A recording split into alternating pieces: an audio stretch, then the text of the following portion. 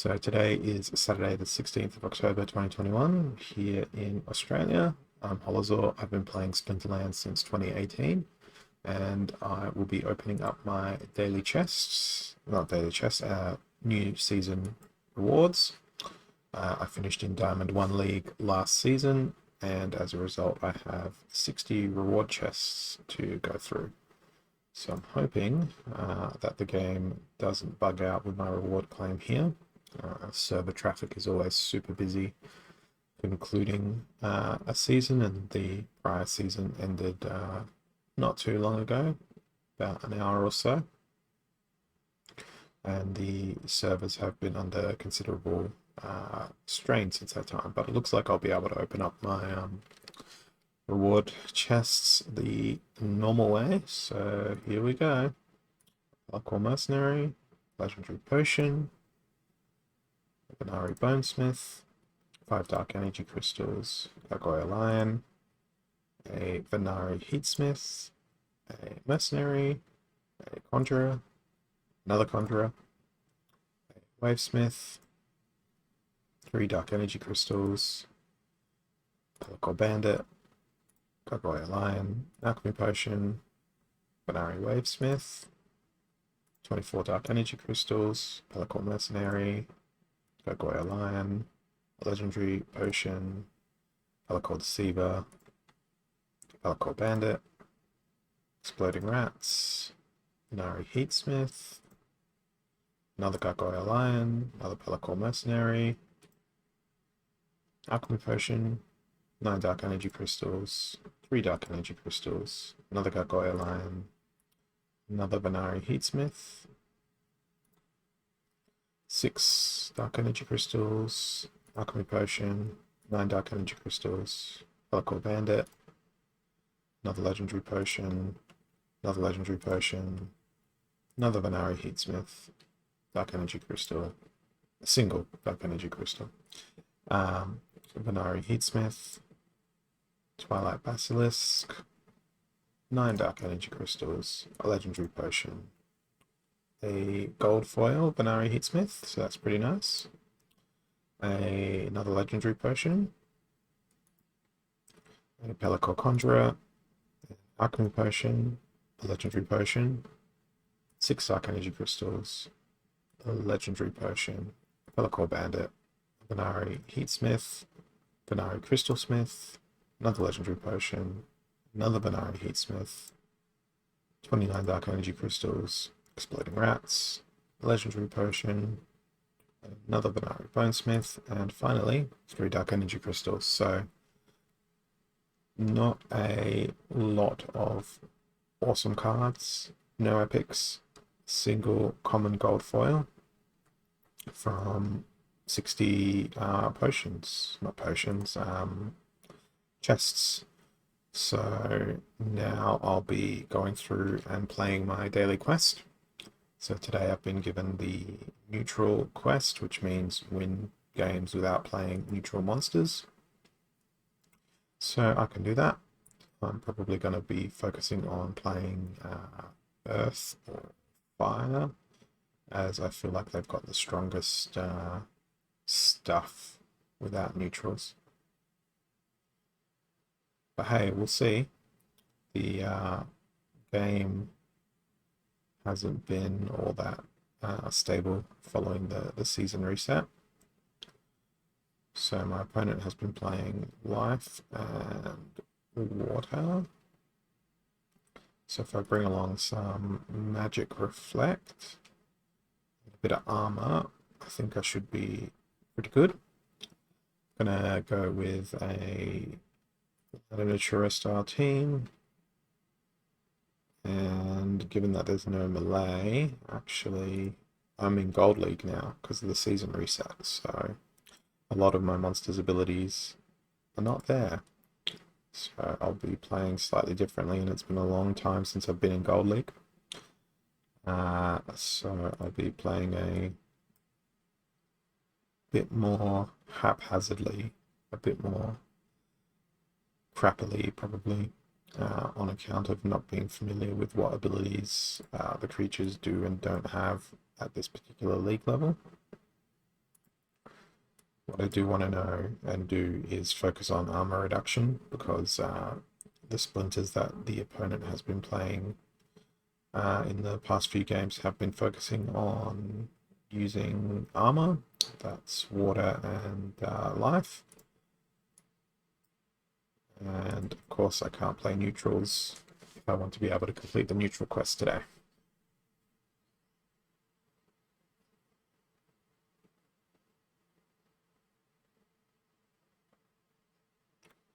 So the battle is starting.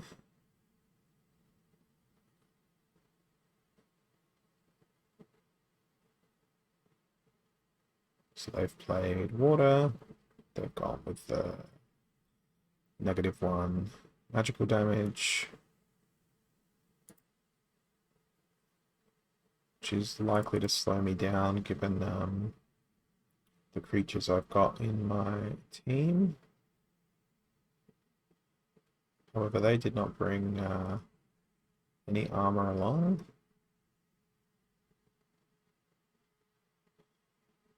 They've got a few creatures that take advantage of void and so many snipe creatures. So that's not going to bode particularly well for me when Kron sits in the back here and my Earth Elemental sits there. That's not good. Kron's going to have next to no health when he initiates his last stand. And now he's going to be perma-stunned by the looks of things. He's dead. Unless that missed. Nope. Okay, so looks like I'll be... Oh, I thought I was going to get demoted into Silver League there for a second, but no, I haven't been. I was... the season reset put me at the top of gold. Alright, so rule set here is Blast. And it's pretty low mana, so let me probably play Death. And it's so different with not having all the monster abilities at my disposal like I would normally in Diamond League. But that's what season reset is all about.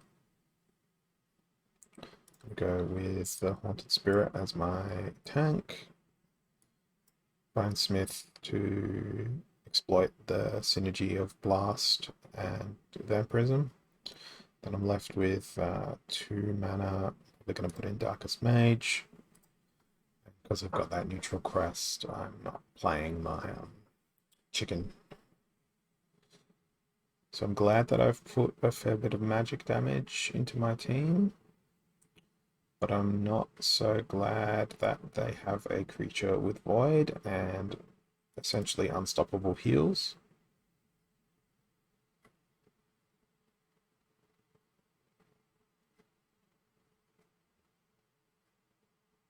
Ah, it's not unstoppable heals anymore if they cannot heal. But I don't have nearly enough damage to be able to get through the health on their Flesh Golem while they continue to barrage me with their damage. So another loss.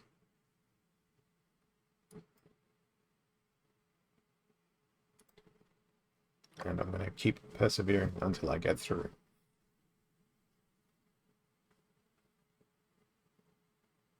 So far my win rate for this season is a 0%.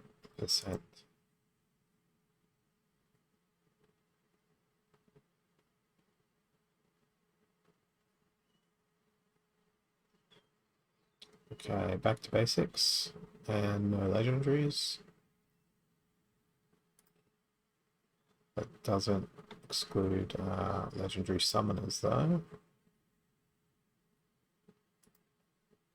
So I'm gonna throw out a failed summoner as my tank. Then try and throw in as much magical damage as possible. Now, can I do more than 3, 5, 9? Can I do more than 9 damage using ranged creatures? So 2, 4, 6. That's also 9 damage. That would make it 10 damage if I played Mitigate Headhunter, but then armor is a thing that I have to consider as well. So I'm going to go with playing the other way around.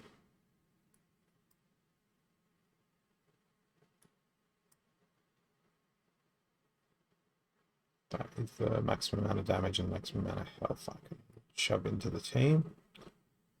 Just double checking that there's no neutrals. And I'm gonna start the game. So they've opted to go with Yod and Zaku,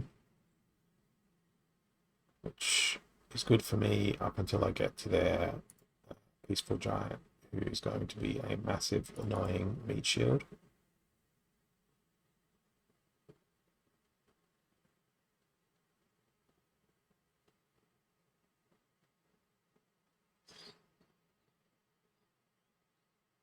And the lack of a ability to snipe means that these guys are going to do a lot of damage and destroy my back line while I try to kill them.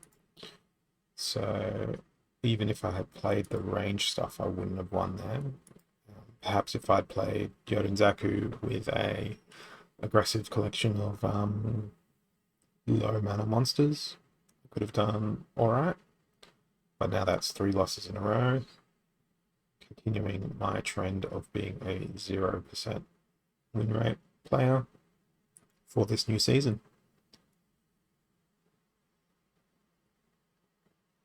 Gold League is wholly unfamiliar to me, so I've got no idea what monsters are out there and what abilities that they do, because I'm so used to playing in the Diamond League. So we've got Super Sneak, and only monsters with melee can be used. I like to control the battlefield when it's Super Sneak, so that's why I'm putting Shield Bearer at the front so they can taunt all the attacks in.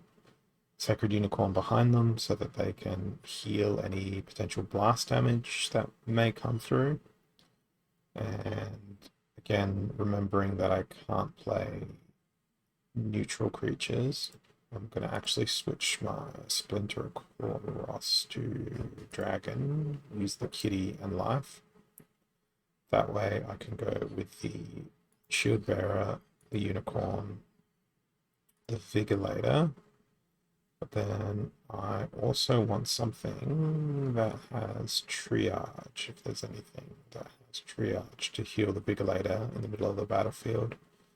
But it doesn't seem like there is, so I'm just gonna have to go with whatever I've got left up my sleeve.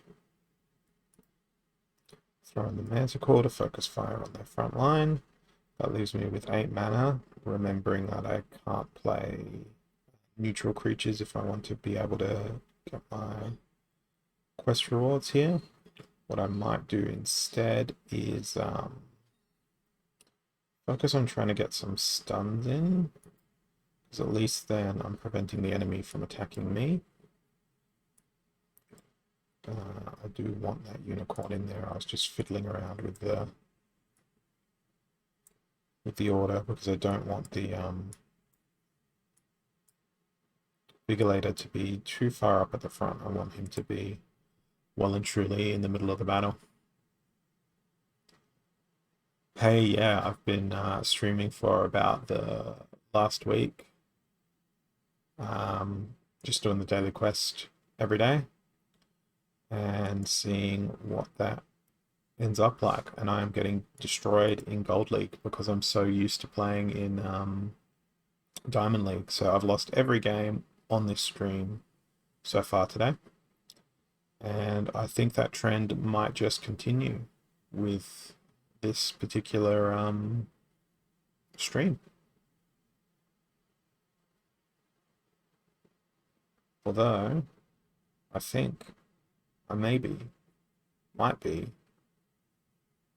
winning this one, potentially, possibly, if I'm lucky.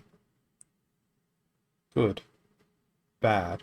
That retaliate absolutely destroyed me.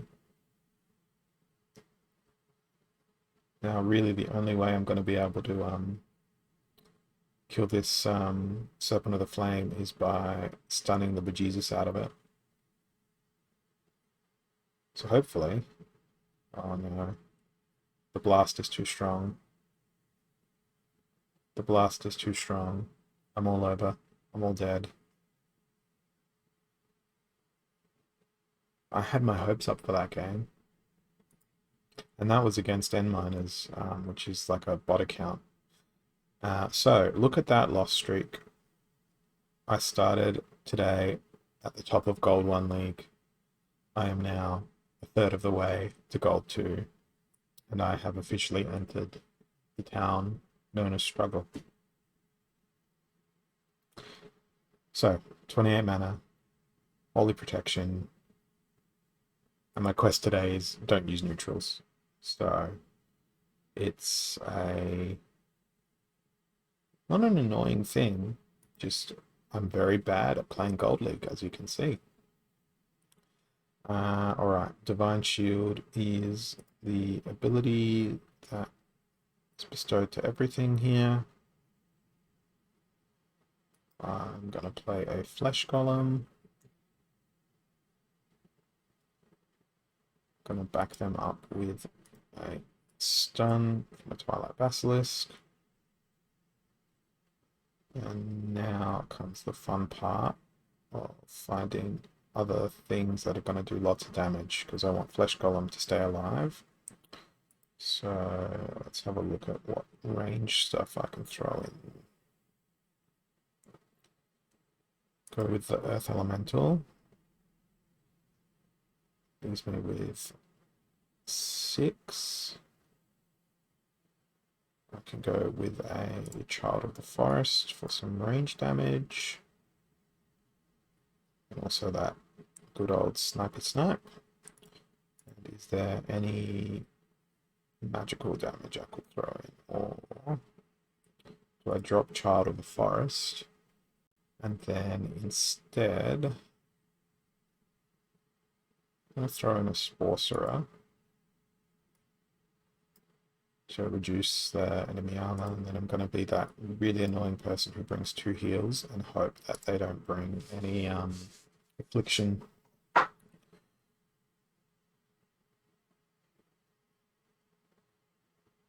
Well, they've played for super range damage, and piercing is going to be their focus, but at the same time their ability to sneak is going to be pretty annoying. At least they don't have magic reflect until we get deeper into their team. Here it comes. The raid is on.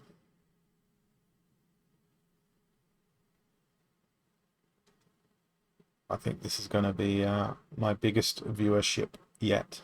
And it's going to be a viewership that's going to watch me get absolutely wrecked.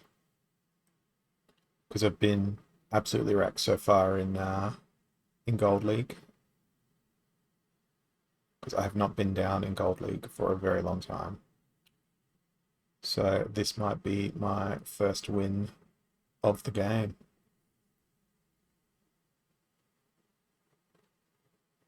Well, of the day, not of the game. Yeah, I don't know that the beard helps me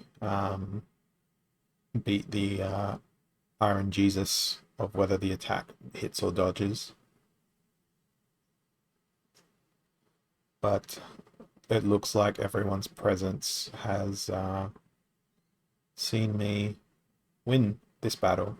The first battle I've won all season, all day, in the last 24 hours, in the last minute. in the last insert unit of time here. So that's my first win of the season.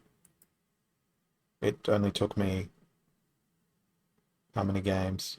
One, two, three, four. Took me 4 losses in a row to get my first win. And now I've got to go get back into Gold 1, climb through Gold 1 in order to get back into my beloved Diamond League. At least that's the plan.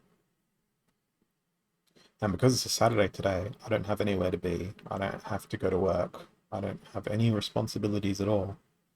So you can bet I'll be struggling for quite a long time, and I'm happy to let you all watch me suffer. Because that's the fun. That's why we stream. Okay, so armored up and lost magic. 25 mana cap, water, life, or dragon.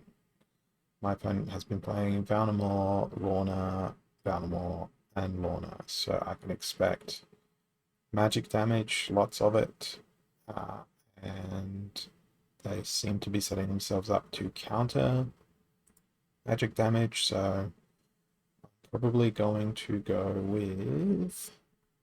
I would have played Death had I got the option here and thrown Mimosa at it. But I'm tossing up between playing Dragon.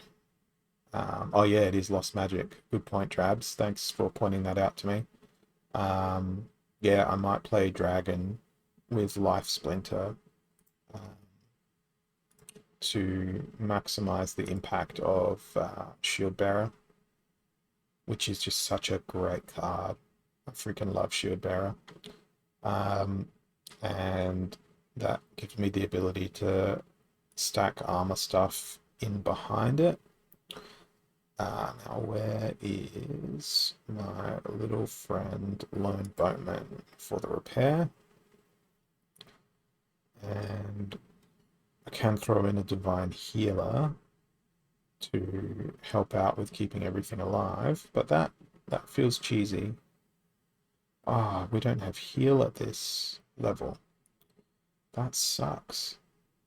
Crystal Smith costs too much. There's got to be better value than the 6 mana there.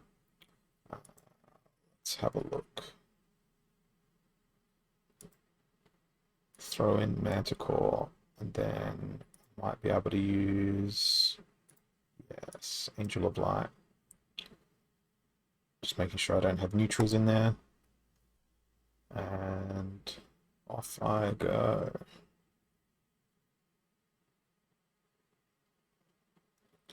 So this all depends on Shield Bearer.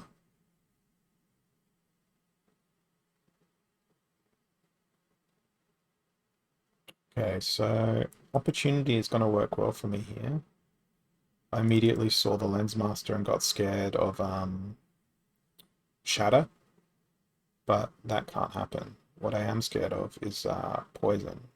However, there is Shatter on the Battering Ram, which may end up being a problem. The poison from the Silver Shield Assassin will also be an issue. They're brutal double attacks, but hey, Angel of Light, and now there's no poison anymore. Watch poison get reapplied. Yep, there it is.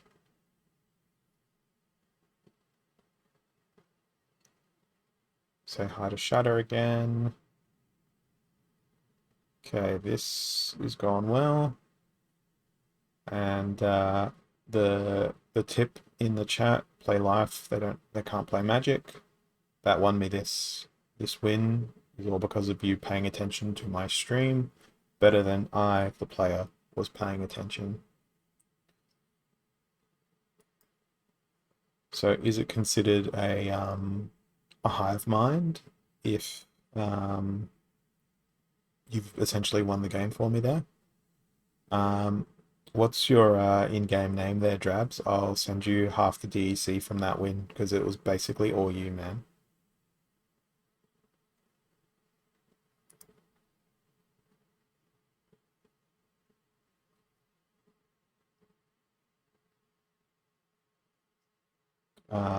Melee Mayhem, 14 mana.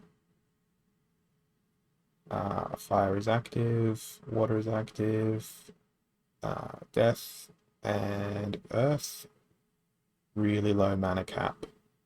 Uh, Probably gonna play Pyre. Go for the speed. Nah, I'm gonna send it to you. I said I would. I'll do it after this battle.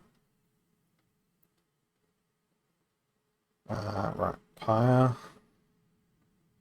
Said I was gonna go for speed. It's Melee Mayhem. The Spark Pixies don't have dodge in Gold League. So many cards that are so different. I guess I might not play that. Because they're probably going to do something like, oh, hey, look, it's a Mylor Crowling. So maybe I want to do ranged attacks. And maybe I want to play Earth Splinter. And maybe I want to put in the most passive monsters you've ever seen, like Failed Summoner. And everything else that has a ranged attack that isn't a neutral. And that leaves me with 1 mana. And maybe put in or delete Child of the Forest and go for a 4 mana creature. This is a really unconventional team. I'm glad I went for magic damage since they've played Zintar Mortalis. Not so glad that they've got Snipe on their team.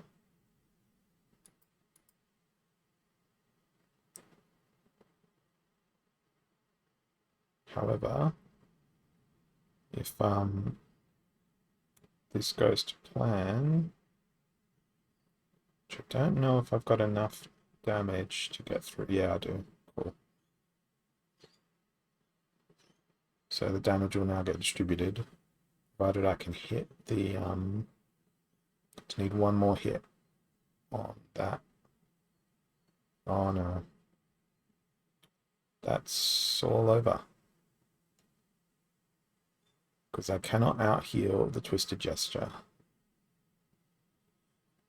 Yeah, that miss cost me the game. The miss won. So I'm going to transfer that 63. What's half of 63? Screw it. You can have 40 DEC, Drabs. You did win me that game.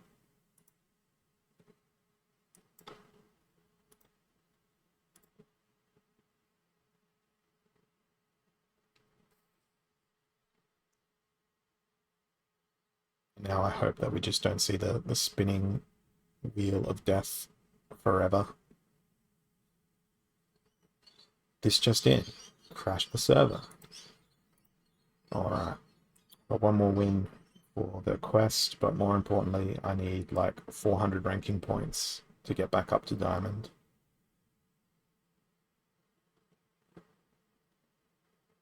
The grind is going to be very, very real.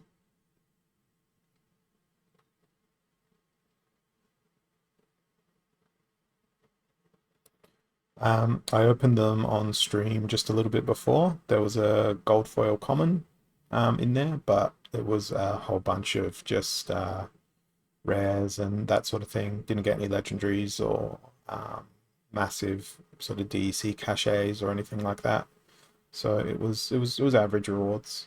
The real reward is playing the game in my eyes because it's fun. At least I find it fun. I don't know why when I lose so much, but every loss I do learn something. So, playing with close range, lost legendaries, and I think I'm going to play Earth again and try to take advantage of the Earth Elemental essentially being a tank in the close range rule set. And when it comes to having big boy tanky creatures, Mythica Headhunter might do well. Oh, actually Life might do well here as well. I didn't pay attention to what my opponent played. Let's see. I could do... No, I can't, because there's not enough mana to do that. I think Mythica Headhunter's breaking my ability there, because for 8 mana, 6 damage, I can spend 8 mana on other creatures and get more damage out of that. So there's 3, 5 mana for 4 damage. And then 9 mana, and that's 8 damage. And it's special Spirit of the Forest style damage. The question is, do I still want to put the Veiled Summoner at the front? I think I do. Swamp Thing will go in front. Play. Yeah, water is my worst splinter in the world. My end of season rewards were for Diamond 1, just answering the question in chat. So it was 60 chests. I am afraid of the Dwarven Wizard and their stun.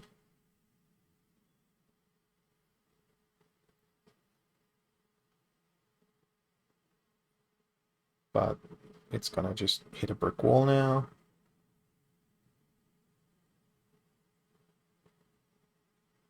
Good old snipery doos. I'm glad I didn't bring the Mythica Headhunter in. So now it's a showdown between 2 Earth Elementals, one of them backed by a team, the other one not backed by a team. So that was another good win. That concludes my daily quest. So let's see what the daily quest brings me, if that's any different from my end of season chests. We'll find out. Patiently waiting for these grinding, spinning teeth to do their thing. So, what do we get? An alchemy potion. Pelika Conjurer. Pelika Mercenary. Binary Heatsmith. Binary Crystal Smith. That's what I was looking for when I was playing the Life Splinter before, for a healer. A Binary Heatsmith. Pelika Deceiver. 23 Dark Energy Crystals. 1 single Dark Energy Crystal. Only one, just one. 27. A Pelika Mercenary. And finally, an alchemy potion. So, not bad for a daily quest. Some of these would have come out of one of my quest potions, of which I still have a fair few, I think. Let me have a look. Quest potions, I have 84 quest potions left, so that is not too bad.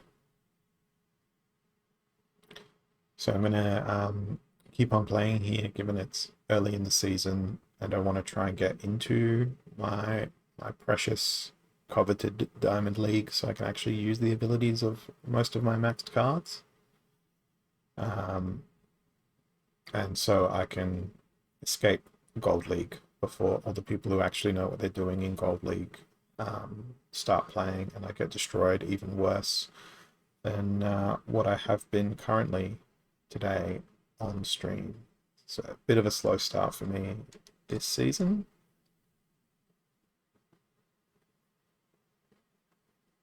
It's all a matter of time.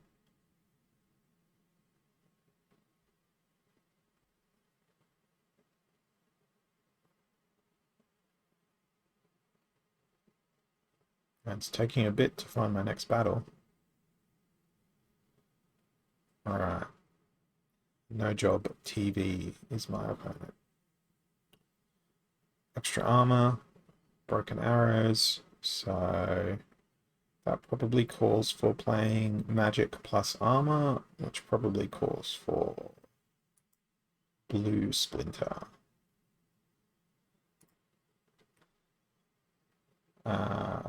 And we want to throw in clearly the best blue splinter card that exists, Ruler of the Seas. They may be trying to do the same thing, so might go Coral Wraith. Now the tank is the difficult proposition here for me, because I don't have an incredible number of options here. Maybe I go with Lobstradamus as my tank. This is a much lower rule set than I had anticipated in terms of mana, although I can play neutral creatures again, so we can throw in the chicken at the rear. Probably put Coral Wraith there, so Ruler of the Seas is as far back as possible. And we'll see what happens. They've gone with Earth. So they've got a Flesh Golem that doesn't have Void. Unfortunately for me, their Screeching Vulture is going to go straight for my healer after it gets through the chicken.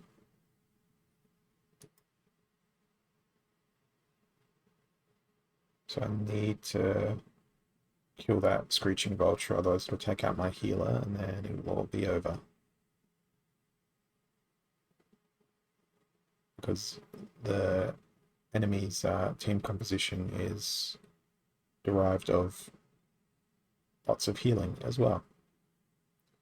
But that should see me good, because now it'll be essentially Flesh Golem versus the rest of my team. And now it's just a war of attrition, which I don't believe the Flesh Golem can win.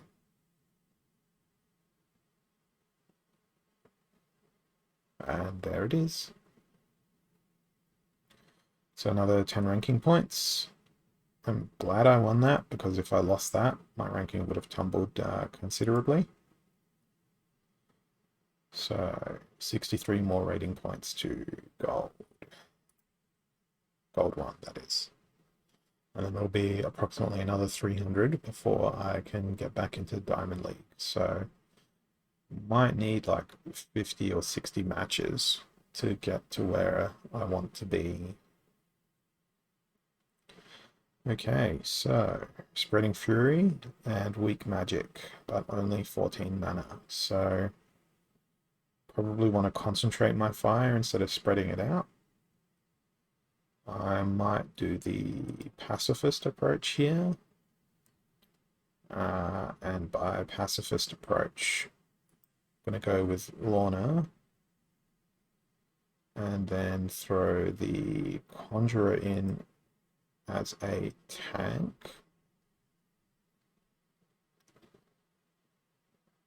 And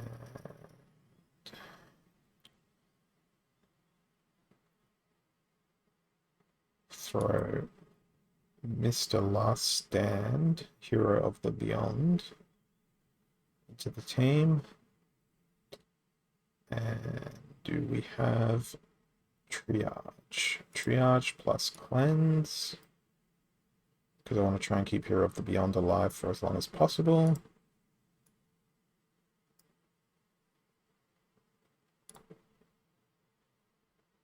And see whether or not their Last Stand ability can destroy the enemy in conjunction with close range.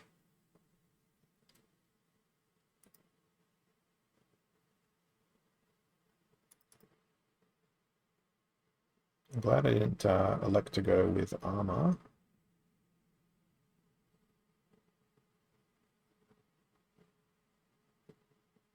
This is not looking particularly good for me. Especially with the speed differential between these two teams. The fact that I don't have healing. The fact that they do. The fact that most of their monsters are concentrating fire on a single target was a big fat GG against me.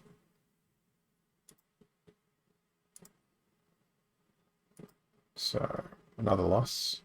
I'm going to be ashamed to look at my win-loss ratio after this. So they've gone and played nothing but fire this entire time. And they've done nothing but play Maoric Inferno this entire time. So they have typically put something with thorns at the back of their team, so I think maybe the way to defeat them is going to be using snipe. So what's got some good snipes? I reckon let's go with fire ourselves.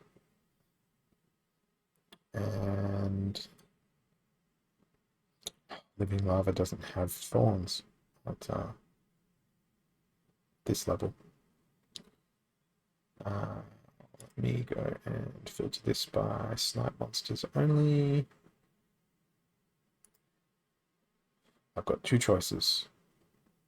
Maybe I go with the Jotun Zaku instead.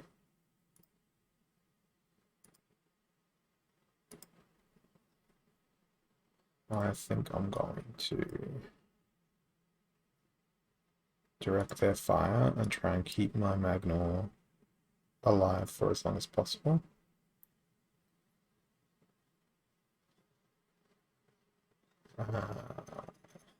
Question is, now I've got pretty low mana left myself because Magnor is so expensive. But if Magnor dies, basically my dreams and my hopes and everything associated with them also dies. I've got 1 mana left, so probably what I'm going to do is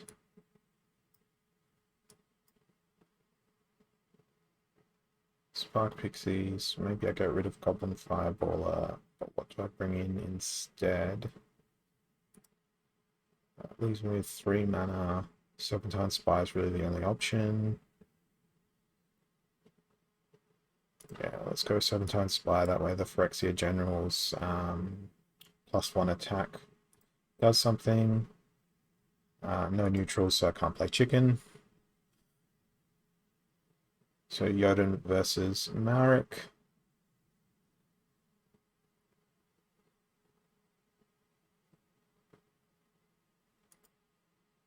I'm glad I brought the snipe along.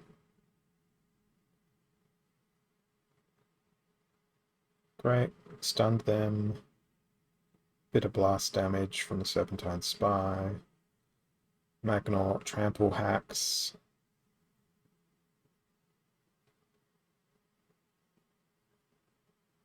So the real reason I won that was just focusing and looking at what my opponent had played in the past, predicting they were going to continue that trend, and playing something that I thought could beat it. And it did. That's the importance, is to have a look and see what your opponent is going to do, and then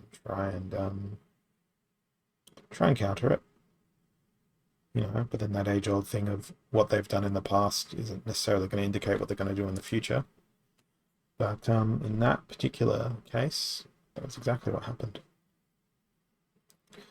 Alright, no healing, no magic.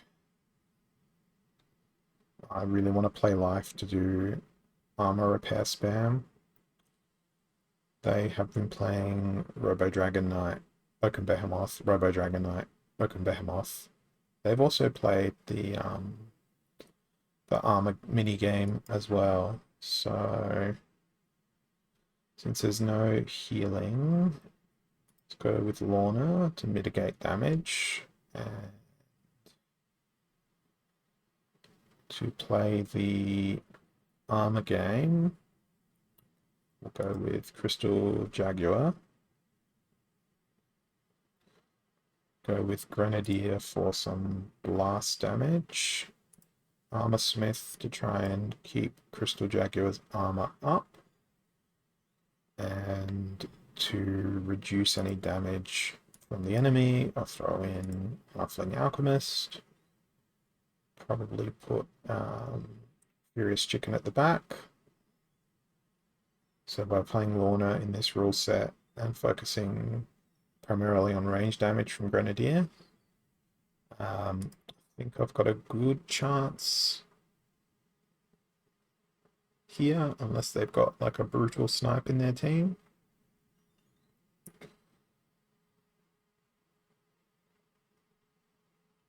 Now, they've brought along repair, but they don't have any armor.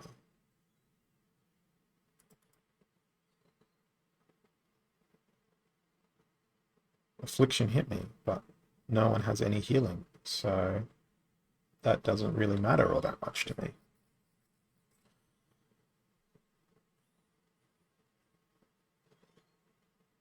I appreciate the commitment to the no sleep gang, which I've seen referenced completely by everything that has accompanied your raids there, Splinter News. Is that a meme that I've missed because I'm not familiar with all the Twitch memery and that sort of stuff that goes on? It's 29 ranking points to gold 1. It might be a long grind. So in this next match, unprotected and lost legendaries, so legendaries can't be played. Legendary monsters, so I can still play legendary summoners. So let's see, they've gone magic, explosive boom booms. Don't really know what that team was that they played. Then Mylor, then Llama. But they can't play Llama Kron, but I can play Llama Flesh Golem. Plus Llama. What else can be brutal in a no armor world that will die before the Flesh Golem does? Goblin Thief.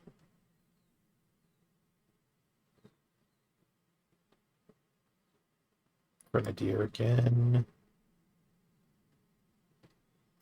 Should probably bring some Affliction along in case they have the same idea. Maybe.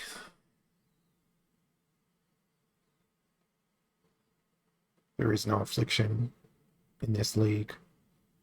I'm so used to the strategies of other things. What else would make a good last stand? Maybe a War Chang, because they can attack the whole time. Halfling Alchemist. 1 mana. My choice is Creeping Ooze or play the Furious Chicken. Let's go with Creeping Ooze. Let's hope the Flesh Golem. Oh, shit. It's Milo. Surprise!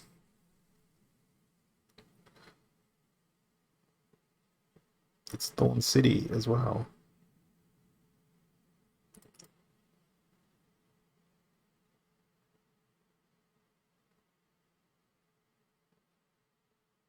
Hopefully, my no, he's not going to be able to. Now I'm poisoned.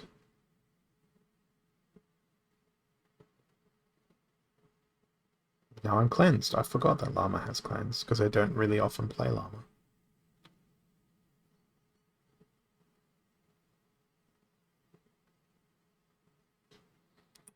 Don't think I'm going to have enough damage to bust through, particularly with thorns constantly hitting. However, if the Flesh Golem does like a miraculous, insanely epic last stand, which they will, with, you know, starting at 2 health,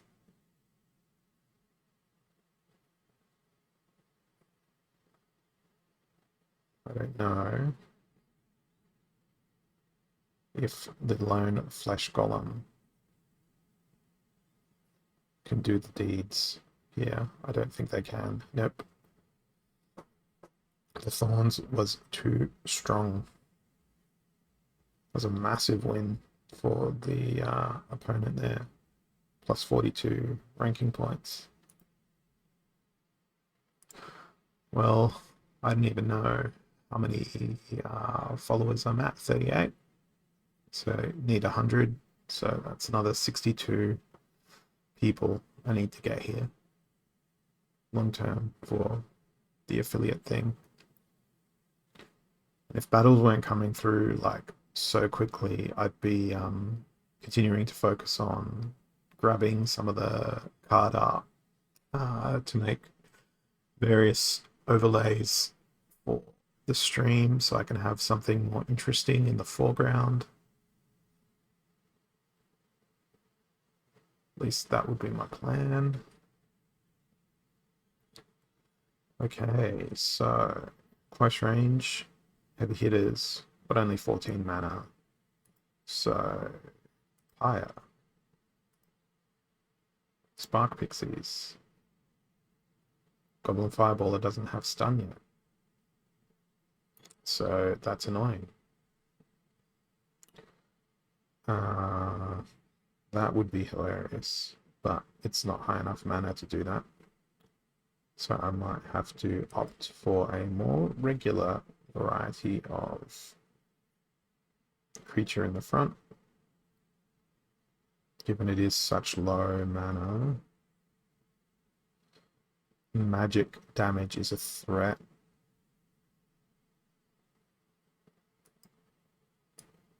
That, I believe, will be a Guild Brawl that popped up in the corner.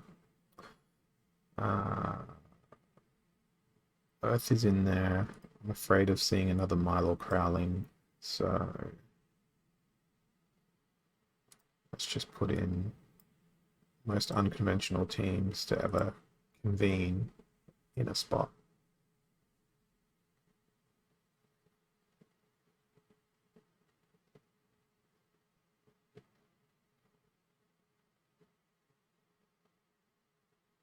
I don't like Gold League. I'm not good at it.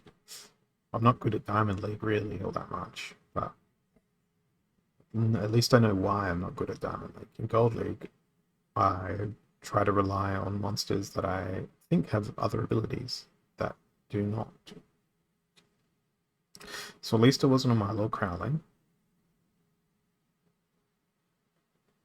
Now if they've got magic damage, I might be boned.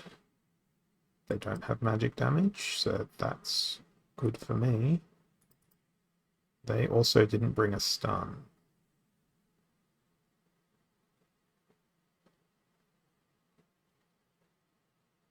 And in fact, they're not going to be able to get through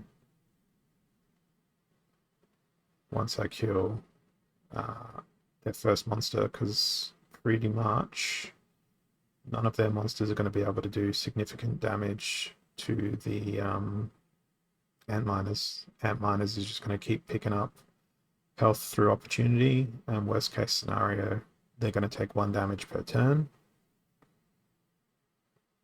So if they had played anything with magic, that would have been horrible, horrible news for me.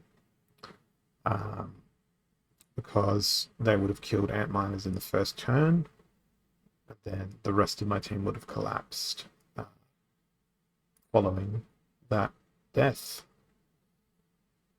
And I didn't even look at their battle history to sort of see whether or not what I was doing there was a good idea or not. So pretty happy with that win. I understand why I win when I do win. It's just a matter of picking the right team and formation against what my opponent has been doing in the past. Alright. Panda puzzles. That is a lot of healing. That was also a lot of healing. That was also healing magic reflect. They seem to be fond of using cube. Well, they can't use cube. It's all snipe all the time here.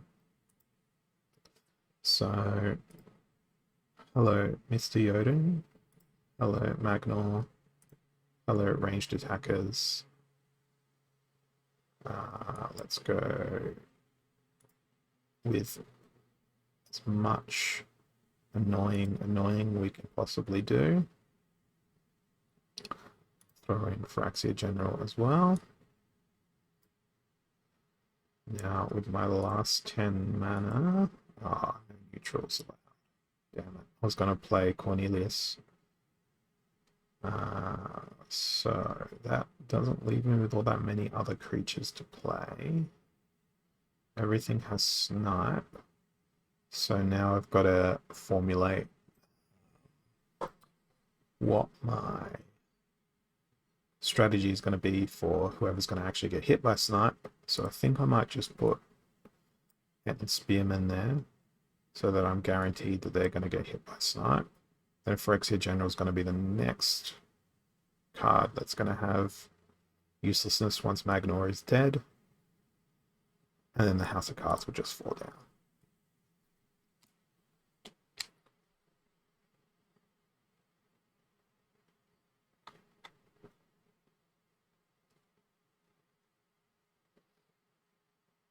So they've gone with Slinger Sky.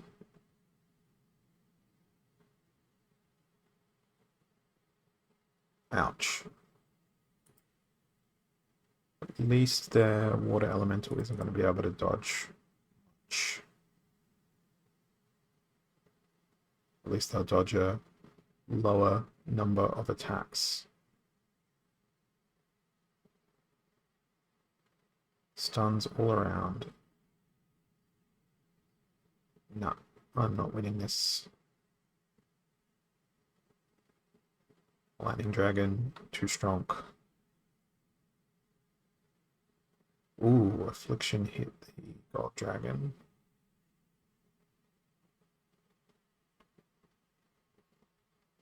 So much splash damage, even though they're not playing Jotun.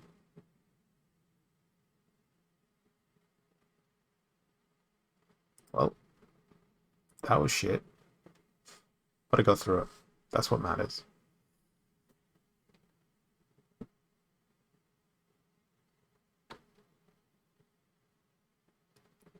Okay. Next one.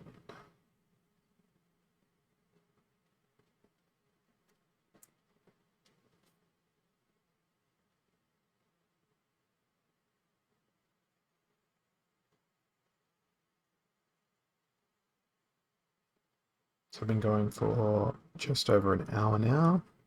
I've opened up my end of season rewards, completed my daily quest, opened up those, and now I am trying to get back into Diamond League.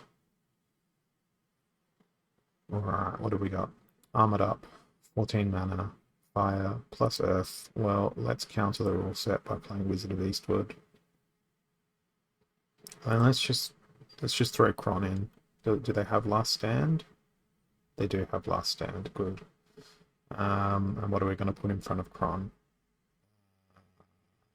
Let's put a Creeping Ooze, slow down the enemy. And we'll put a Furious Chicken in as well. And we'll see what happens. Will it be Battle of the Krons? Or will they just play fire with a whole bunch of snipe creatures?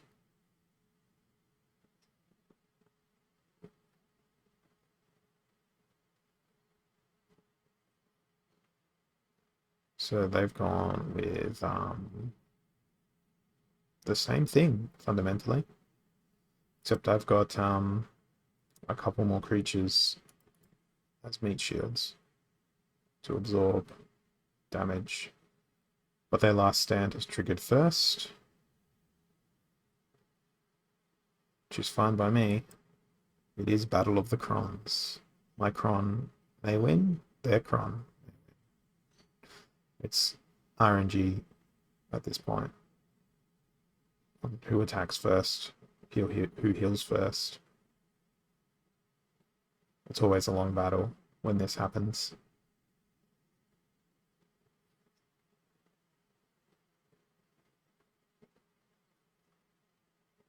Or it may end in a draw.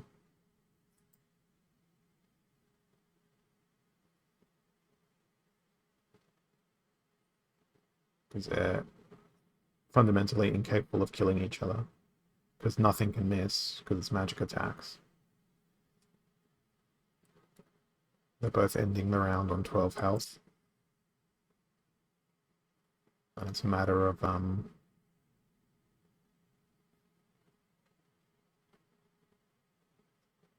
actually, it's gonna come all to who gets that first dice roll on the turn. So that was the RNG making me lose. I think the game servers might be having problems again because it's not loading my battle history. I just hit the page with an F5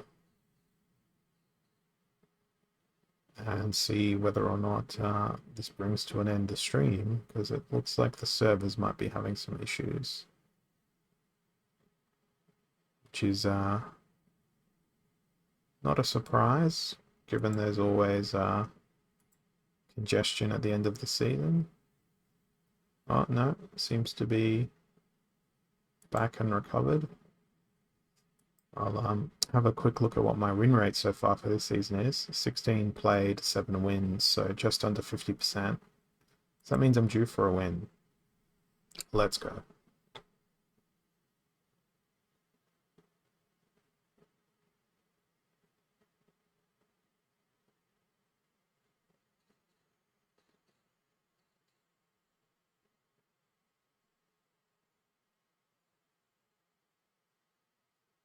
I'm trying to scroll in the background to see how close I am to gold.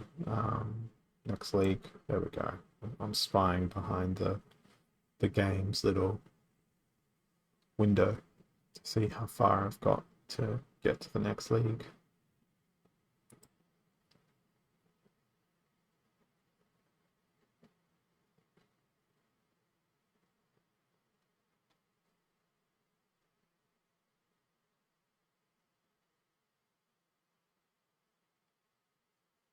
Cripple ability.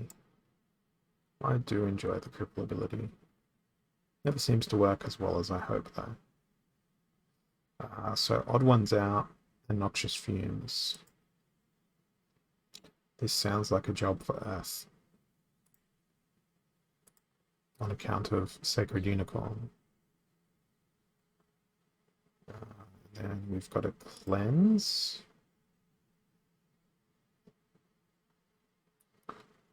Oh, another affliction. So frustrating.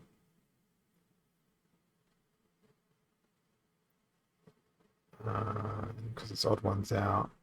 I can't play halfling.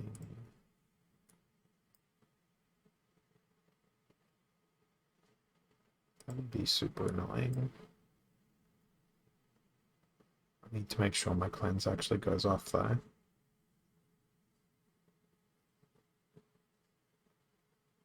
Let's pump everything into making sure that my Sacred Unicorn stays alive. Everything.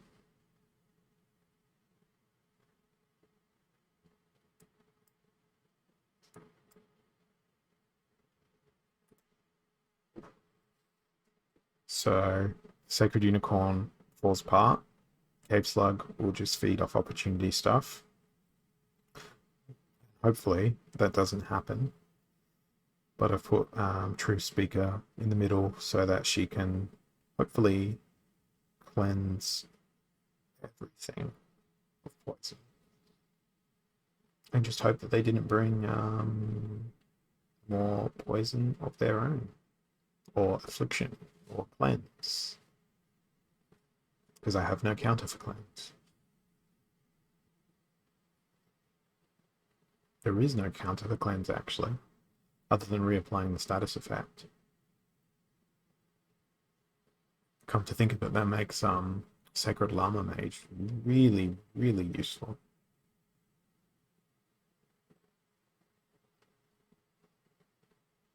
They'd be awesome in the knockout rule set, actually. Think about it. The stun would be cleansed, but it doesn't get cleansed mid-round.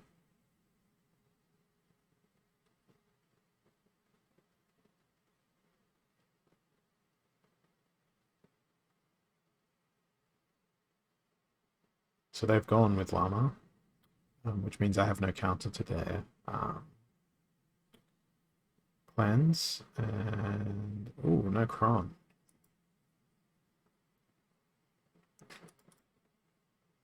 But I don't know how their last stand is going to trigger.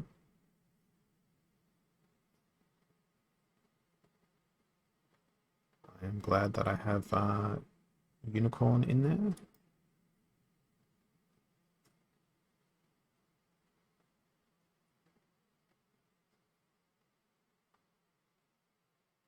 And we've got Epona with whatchamacallit, immunity, so she's not poisoned either.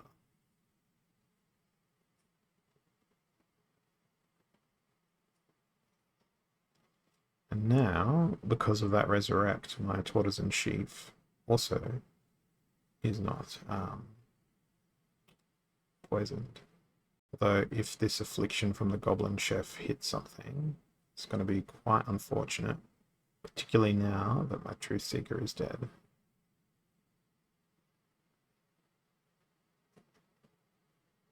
I just need it not to apply. Oh, damn it, it applied that round.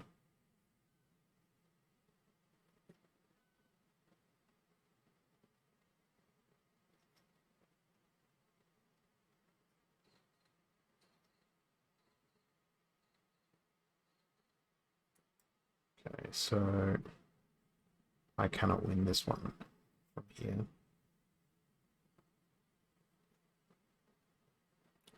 That was actually quite a interesting game because it wasn't cheesy.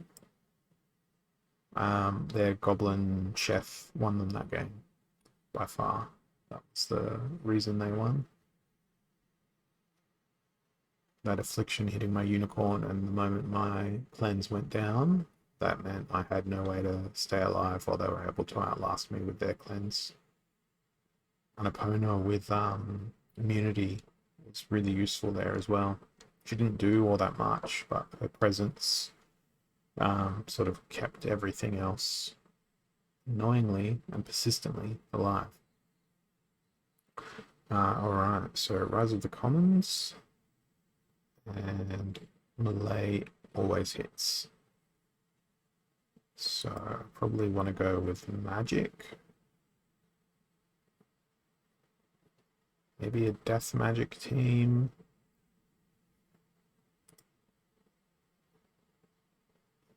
I don't know what I'm thinking exactly here.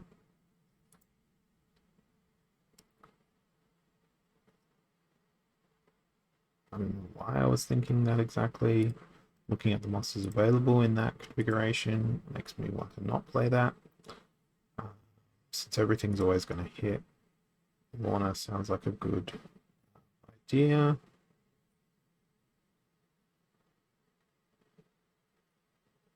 Tower Griffin for the armor.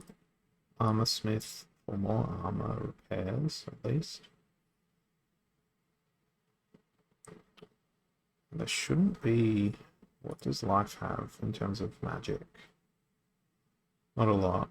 I know Death has only got like 2 different magical attacks, so I might risk Chain Spinner as my main tank here, and then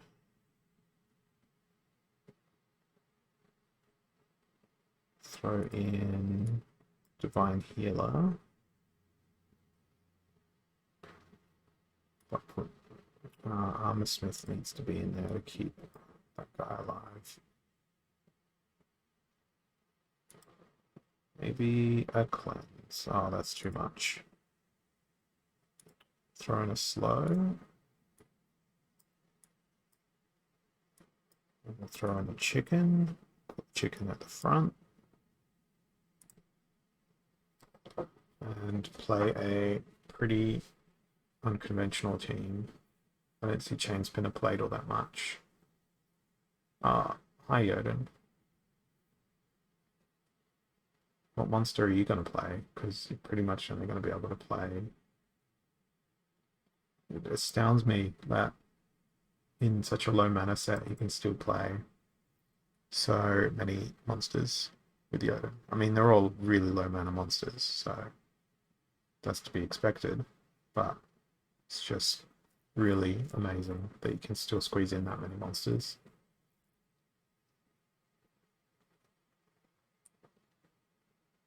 My chicken's doing a good job.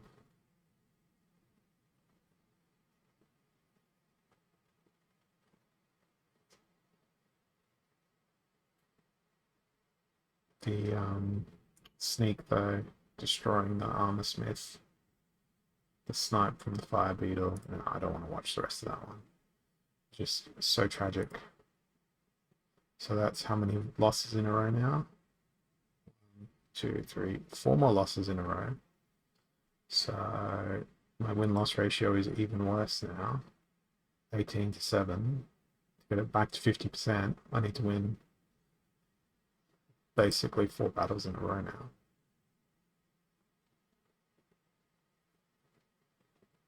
So 27 mana. Fire is our only option. They've played dragon, dragon, life, dragon.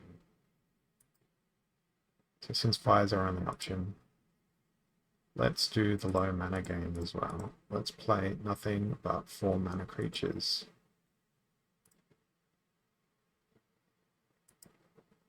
Fire Mage, and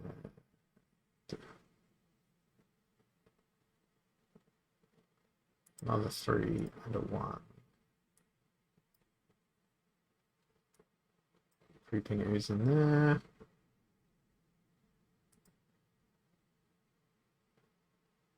And we'll see how we go with Affliction.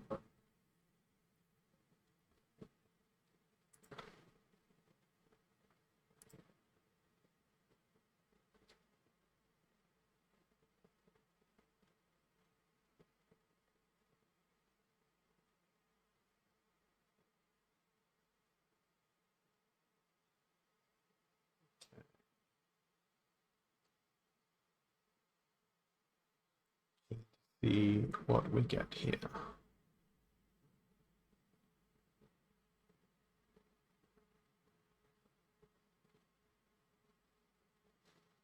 It's interesting that it's taken them so long to choose your team when there's such limited choices available to them. So they've gone with Auric Inferno. +1 attack. They've all got level 1 cards, so I think that's a foregone conclusion as to which side's going to win here.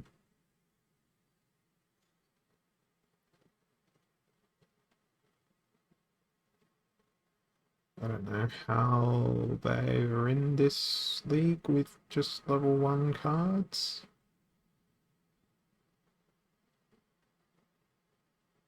But I'll take the free win.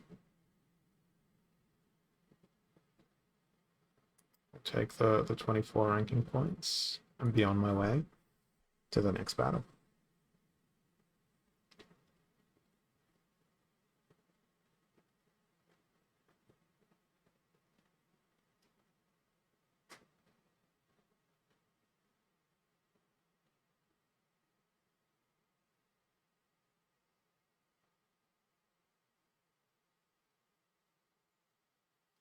So they've been playing Earth, Earth, Earth, Fire, Earth, and their Earth is primarily Milo-Crowling.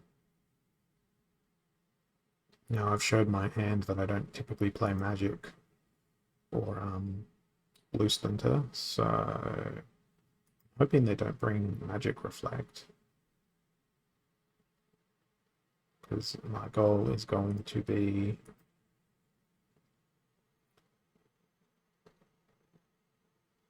try and hit me, basically. Magic plus speed boost. Plus, where is this guy?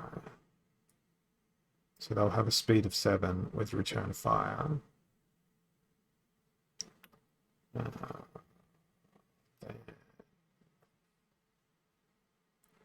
Throw in my healer. Now I sort of need to secure my back line.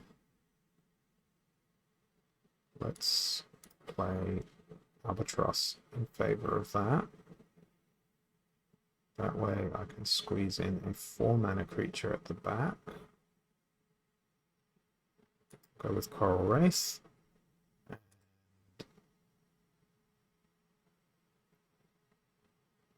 Furious Chicken. Actually move the Coral Wraith up, because I want Ruler of the Seas to be in a difficult to hit position. Yes, they played Mylon. That is good news for me. And they haven't brought along any Magic Reflect. My attacks are primarily magical. They don't have any Snipe or Sneak.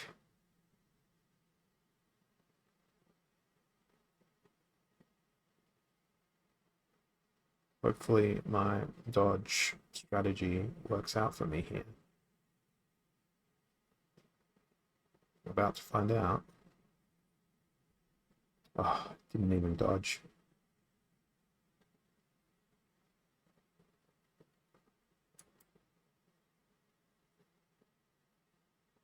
Damn. So even with the enormous speed differential, the Nectar Queen reigns supreme there.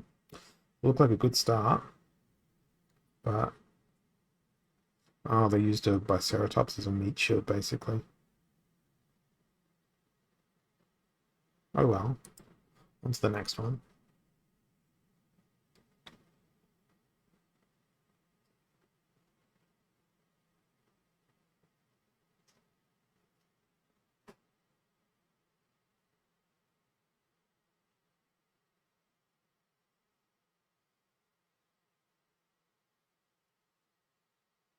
Okay. Equalizer, Earthquake, Fire. It's running. So in Equalizer, we go with Yodin. Oh, they surrendered. Okay. I'll take it. We'll go straight into the next battle.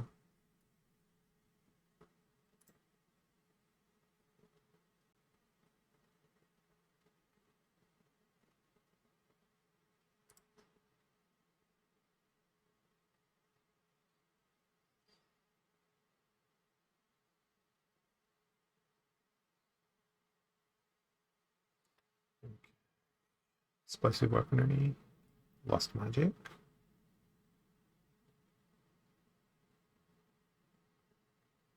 So no magical creatures.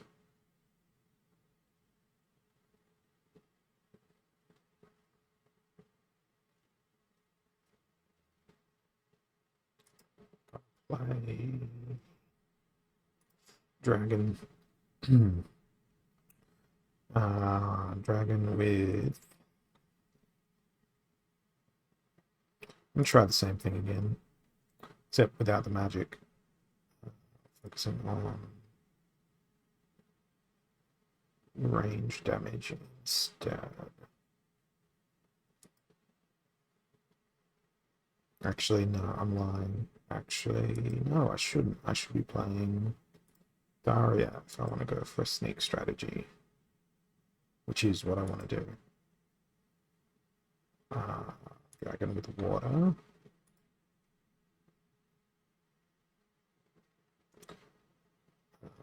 So we've got sneak. We've got opportunity. Blast is happening by default. So throw. I wish it was more mana. I wish it was like enormously more mana. But 22 mana as the rule set with blast. Maybe I go. Ah, it's no magic. What am I doing? Let's go Flesh Golem.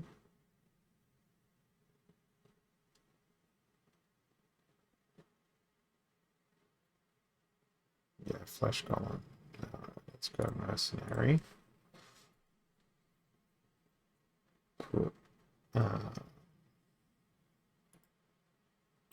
in. Throw an affliction in. Slow. So my goal here is to let everything else die except for the mercenary.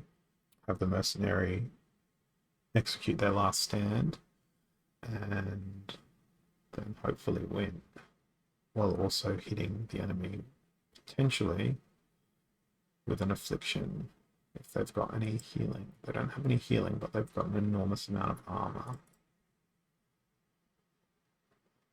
So that's going to be difficult to chew through.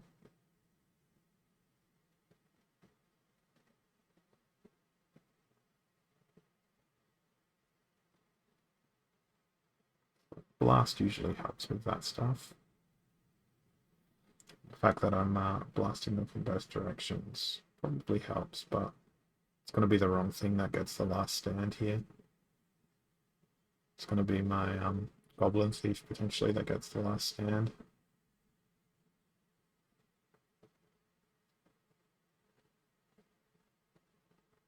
Which would be a potentially bad thing. Maybe I won't need the last stand. That's fine. I was so pessimistic about that battle.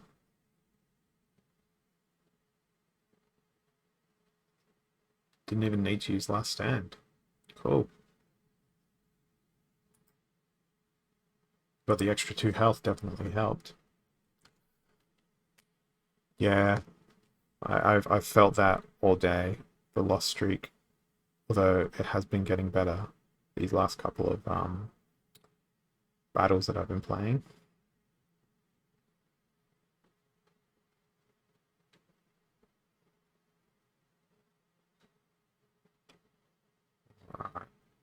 Alright. Immortal Gods.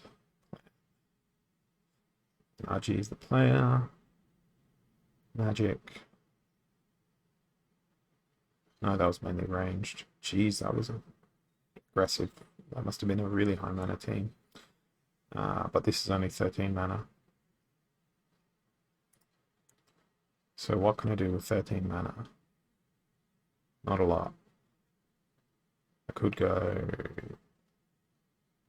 Marik Inferno and Magnol. Or I could go Lana Natura and Kron. Let's do Lana and Kron. Just the 2.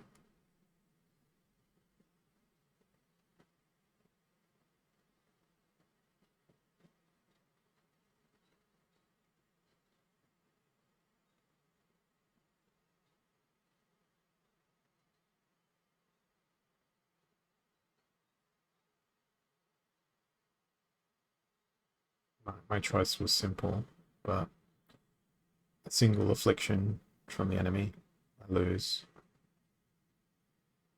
A Kron from the enemy, also I probably lose. I don't know, I'm just going to say that I'm going to lose this match. Lazy choice on my part.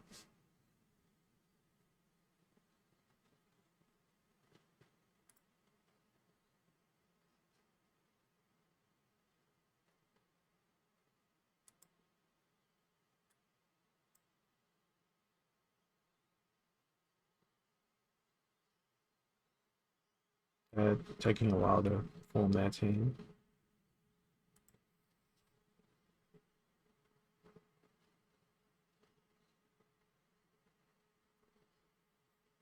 It is a waiting game.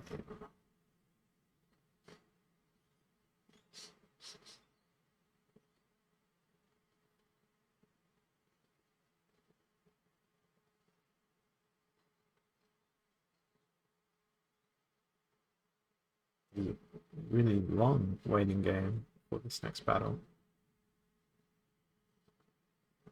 Super duper long.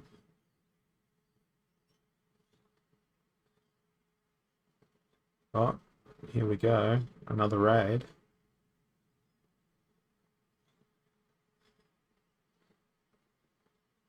So, thank you, Clove. I appreciate it. Clove destroyed me in the past when I used to be able to play in Champion League, and I'm sure she'd continue to destroy me if she was there. So thanks for jumping on, guys. For those of you who don't know me, I am Holazor. I've been playing since 2018, much like Clove, but right now I am stuck in the horror of Gold League, trying to get up to Diamond again. So let's see how we go.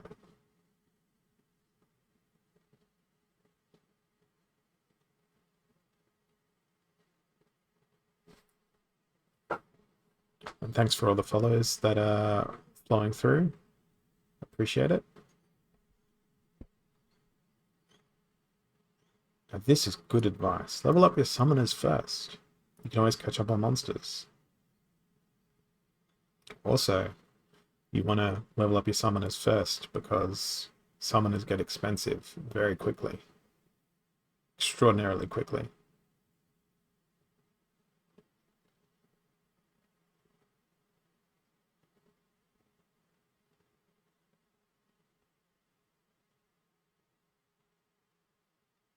Delegate everything to a new account, not be in champ in a week. Really? I might try that. I do have other accounts that I can use for that. All right, 18 mana, healed out, reverse speed.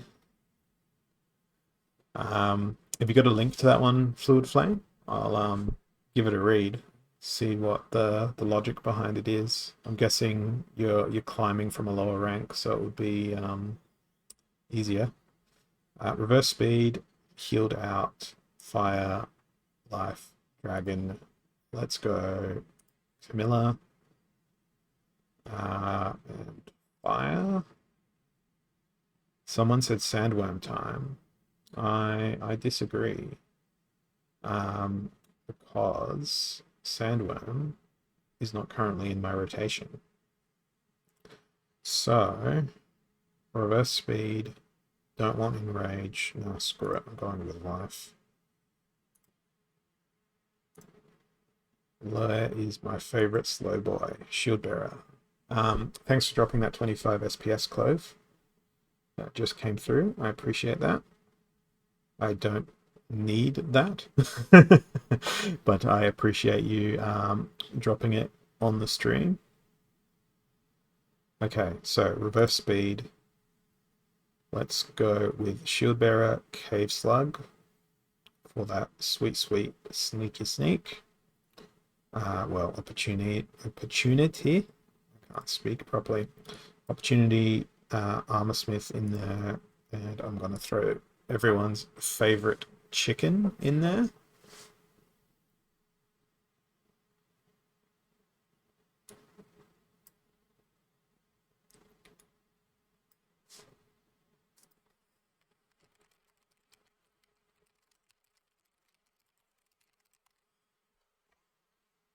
I am from Australia, for the people asking there in the chat as to where the hell I'm from.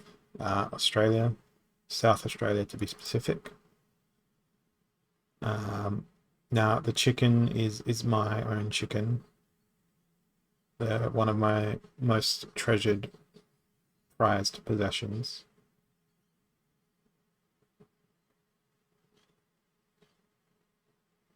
Now, question is, does the blast get me? Or does the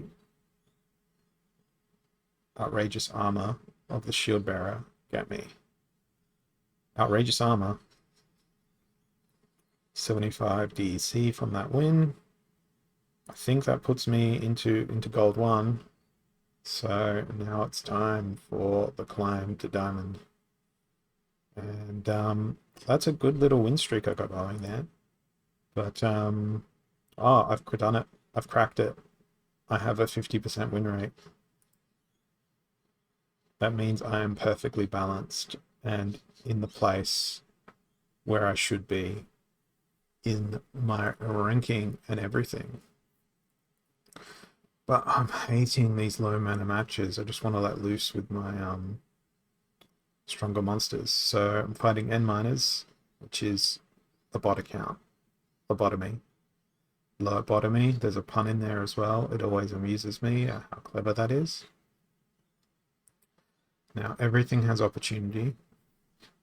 So if I'm going to play to the rule set, I want to have 1 extra armor on all of my creatures. And since it's opportunity and I don't know where the attacks are going to hit, screw it.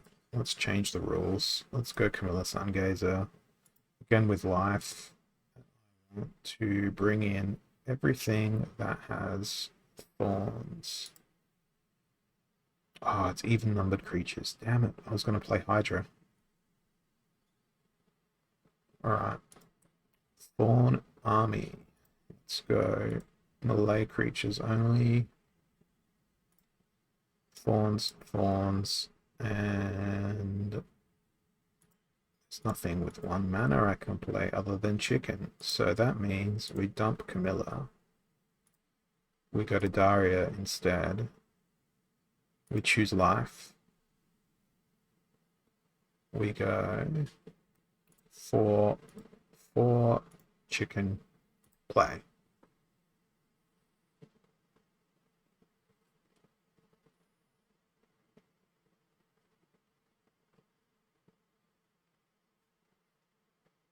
So they've gone with thorns as well, thorns plus healing, which actually I think I might be able to smash them down, provided my attack order works, and my attack order did work. Awesome, awesome. So plus 30, and I always forget when I'm playing lobotomy that they're blah, blah, blah, blah, that me is having a stroke. I can't speak English properly. Alright, so that's 5 wins. Is it 1, 2, 3, 4, 5? 5 wins in a row. Clover's gotta stop throwing SPS at me. I don't know what's going on, and I can't keep up with the Twitch chat. So many people in there. My brain, it hurts. But I appreciate what Clover's throwing at me. So they've been playing Mylor, Vanamore, and Mylor. Blast, no healing. I'm going to play something unconventional. At least I think it's unconventional. I'm going to play Fire with Zarin and Spirit Miner and Nagafire Wizard. And then what can I throw in for a tasty 3 mana? I would say a Fireballer. Actually, yes. Just for the oppress. Guess who my tank's gonna be? Guess who the best tank in the world is gonna be? Furious Chicken. So my strategy here is gonna be a blasting vampiric. Oh, shit. Margie Sphinx. That's going to be the worst thing in the world.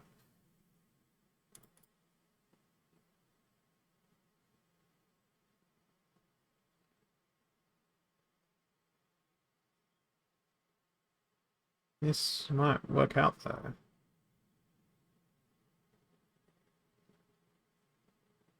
I don't have a magic reflect on me. But...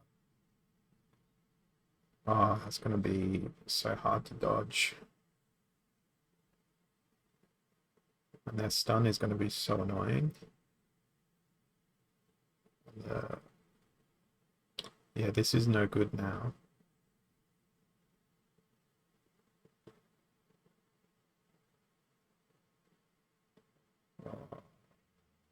Oh, I got it. I think. No, I don't got it. Damn. What a close match. That was awesome.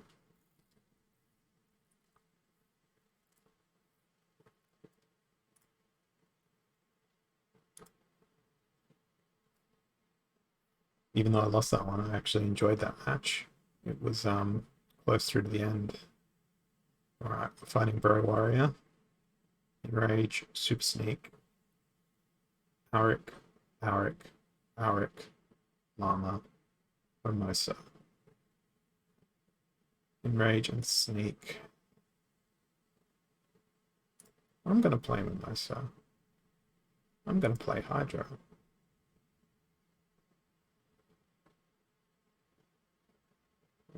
And also, no, I'm not going to play Mimosa. Mimosa's too high. Too high mana for this. Let's go Llama, Hydra, Mercenary, and then put a Brownie in for the additional melee attack. Hope my chicken dies first round. And see what happens.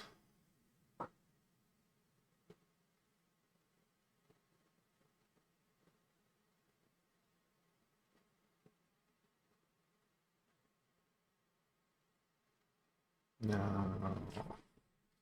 My chicken will die the first round, and then hopefully my llama will get enraged and just destroy their team. But I don't have blast. And by llama getting enraged, I meant Hydra. Llama can't get enraged, they're a summoner. But I'm banking on either of these two to trigger the last stand.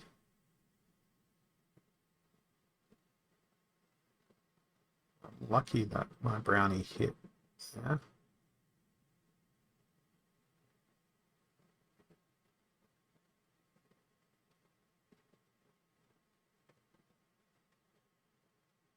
Oh, the splash damage is going to be brutal. Retaliate's nice though.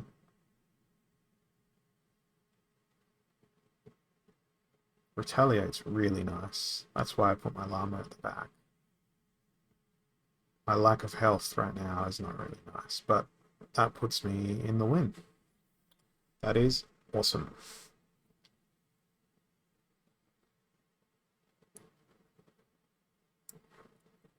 Okay. So, 2532 rating now. Sneaking slowly upwards towards diamond. I had a bit of a win streak, and then it all fell apart in this really close battle here. So let's go again. Clove, you got to stop sending me stuff. I don't have the ability to multitask and be able to give it away at the same time. Alright, so they've been playing Mimosa. So it looks like Death is their preferred Splinter. No magic, and everything's going to be poisoned. So let's go with Mother Kalia, Sacred Unicorn. Bring a cleanse in. No, I'm going to go Sacred Unicorn. I was thinking I could do water as well, but I'm going to go with Herbalist plus Sacred Unicorn. So cleanse, heal, and then realign monster. I can bring something in that has heal that can also do damage. Like for instance, a Cornelius. That's going to functionally make my team immortal unless they bring Affliction along, which if they play Mimosa, it's all over for me. I don't want to bring a chicken in or anything that's going to allow something like a gelatinous cube to... Actually, let's just play gelatinous cube. I can do that. And then does that allow me to bring anything in that does have affliction? No, I don't have anything that has affliction in this particular getup. So now I can bring in the Furious Chicken. Leaves me with 3 mana less to play. So my best choices here quite possibly gonna be to put the cube there. So the cube's at the very back. Oh, my bad, I'm terrible at mathematics. I have 4 mana to play with. Let's put in Parasitic Growth. That way Herbalist can heal them if need be. We'll put the Lens Master in the middle and hit battle before I run out of time.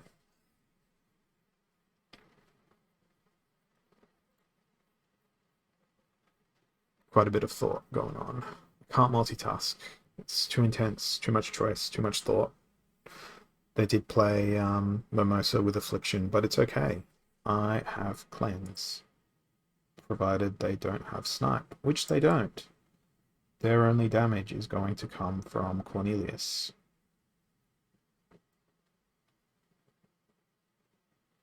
So this should go pretty well for me, given that my cube has more health thanks to other Kalia. My cube is also going to have more sustained health due to the triage from the Herbalist, which now no longer plays into the equation anyway. As long as I get through their cube, they can no longer attack, and my Unicorn is only going to get damage from Thorns. My cube is going to continue to get fed. And G to the G, G, G. So, another 23 ranking points. 25, 5, 5, 5, 5. Reoccurring. Let's go again with another battle.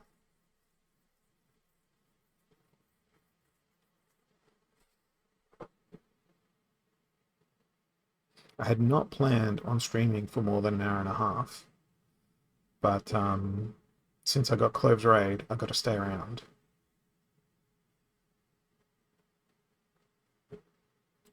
Alrighty, heavy hitters, Noxious Fumes, mana cap 22. So stuns.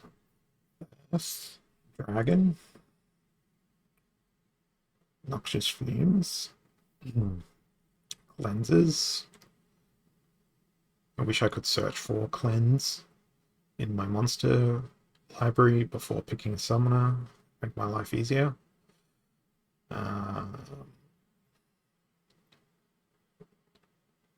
Any suggestions? Cerberus. Why? Actually, yeah, let's go. Marik or Pyre? Pyre? Wait, people are saying Cerberus. I'm going to play Cerberus. They're answering the quiz in chat I'm not even paying attention to. So I'm going to go Fire. And I'm going to play Cerberus. Then I'm going to use Cleanse from Zarin. And then I'm going to use Stun from Spark Pixies to hopefully get in first. Hopefully get damage happening. And then what else have we got? We can throw in Affliction to do stuff. Why did I get sent a card? What's going on here? There's too many distractions. Everything's happening. I know what I want to play. I want to play Magnetrol.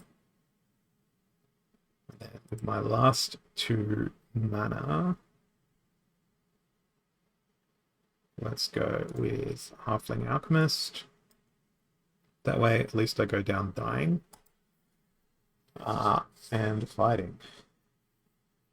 So, That's one way to stop me from getting up to diamond, is you just keep sending me crap that causes me pop-ups in game, and then I pay attention to that instead of actually playing the game. So what's not great is they brought affliction. They brought two afflictions.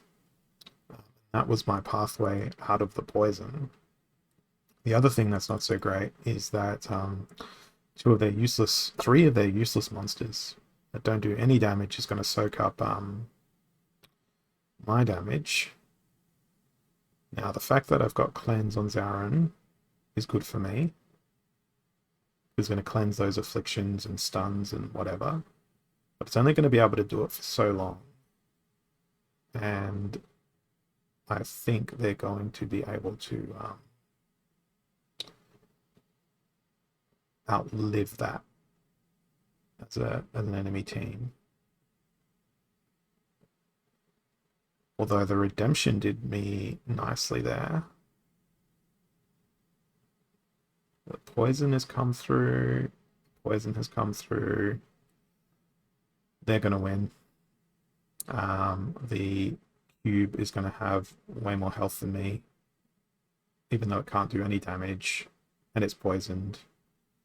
It can survive all of the Cerberus damage, so we're going to get to fatigue at the end of this battle, and my poor little Cerberus will perish due to fatigue before the mighty cube succumbs. It gets even more obnoxious, the cube, in a higher up league, because it also has void, so you try to hit it with magic attacks and it fails as well. Now, it would have worked better for me if my magma troll had stayed alive. It could have placed affliction on the cube, which would have prevented it from getting healing. But because they had meat shields in front of it, my magma troll died before I was able to dig through their meat shields. So yeah, this is a pretty cheesy sort of strategy, but hey, it worked. They won. It's round 25. At least it took a fair bit of time. But oh man, did that hurt in terms of losing ranking points. 33 ranking points down. But I'm still in gold 1, so that is fine. So here we go again.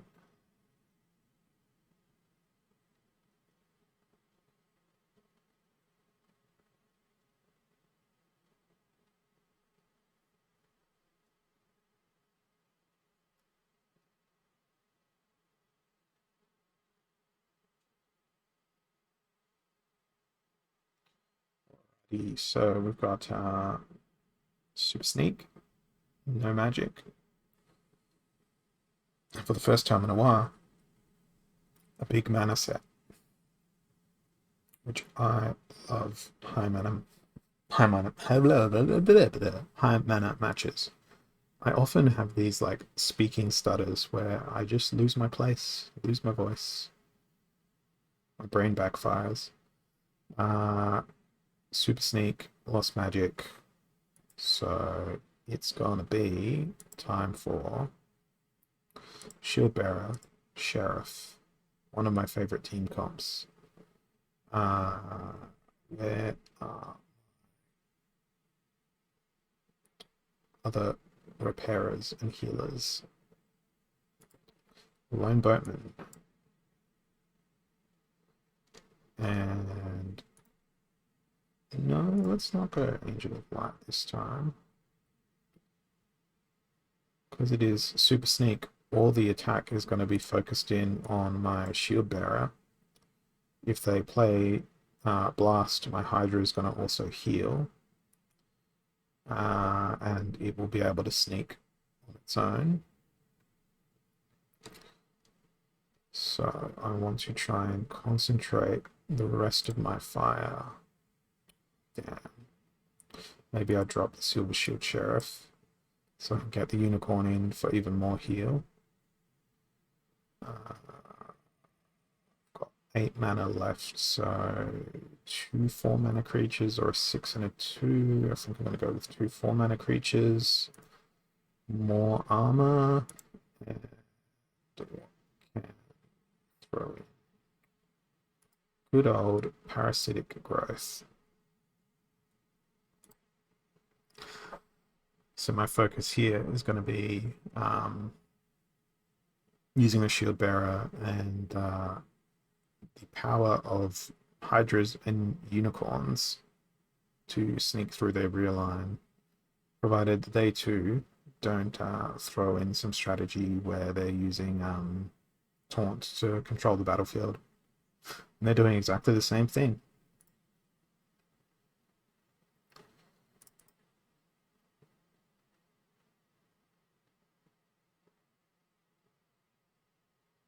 It's going to be so much damage to try and get through that.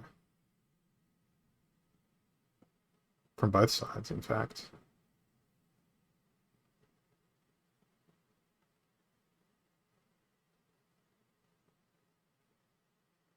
They started with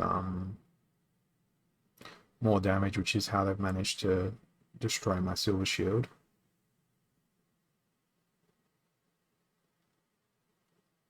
But my silver shield still stands, and now my sneak machine is going.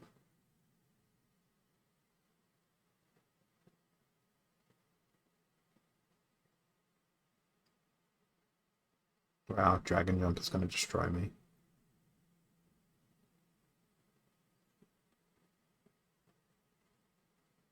But Unicorn is doing pretty well. Awesome, nice retaliate. No trample for Hydra in Gold League, but they do get trample in Diamond and above. No trample in that scenario there. Thorns, retaliate missed.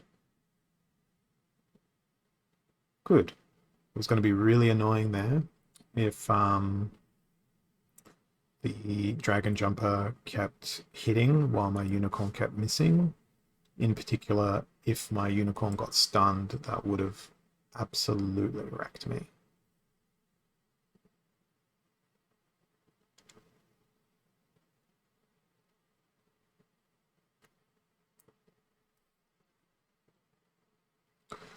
Alright, I was just trying to catch up on the chat, but there was so freaking much going on there that I wasn't able to. And then the battle popped up. So they've played fire, they've played earth, they've played life with a shield bearer and armor. It is weak magic and trample. So that means it's piercing time. Mother Kalia, Sacred Unicorn. What else has piercing? So many abilities in the game now. Goblin Chariot, okay. And without 2 mana, let's throw in Halfling Alchemist to protect my guys from getting fully destroyed. Furious Chicken isn't going to really do much at that point. But we will see.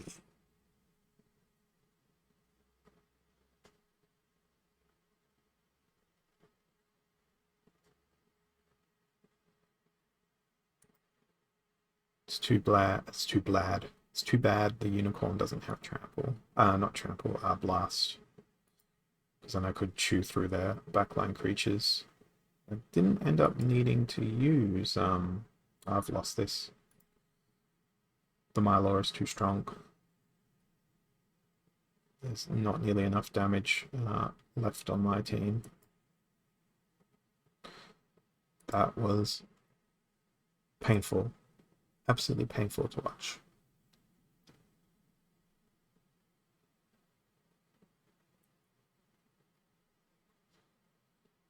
Absolutely and fundamentally and completely definitively, I'm just going to keep thinking up synonyms. Destroyed.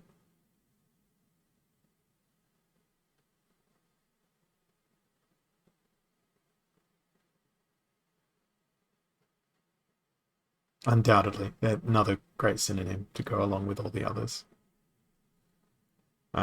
So what have we got now?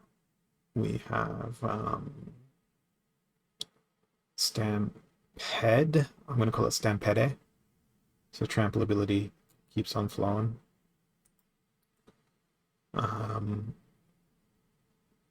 Do I just be annoying and bank on Stampede doing all the work? I think I want to.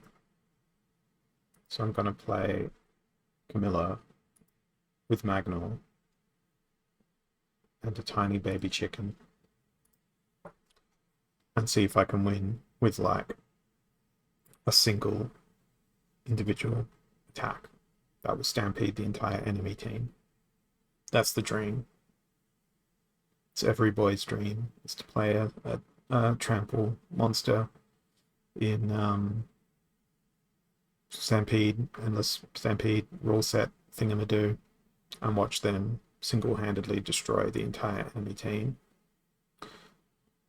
However, that is not going to happen here. Thanks to one Mr. Kron. But hey, we got a trampoline, which is, you know, great news. I expected them to play more than one monster. Come on, chicken, you can do it. The chicken could not do it.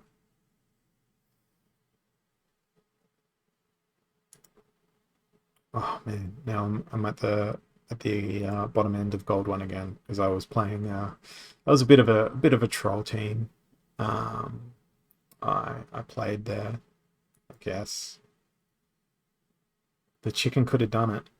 I mean, they only had to peck away at their foe. Their foe was only Kron the Undying. I feel like there's like a David and Goliath story there of a furious chicken managing to land the last hit on a Kron the Undying somehow. That would be an awesome story. That would be an incredible replay to watch if that's ever happened. So melee and ranged attacks always hit their target. So there's no point going with stuff like dodge. I might go with armor. Then I'm looking at my life collection and I'm like, I don't know if I want to.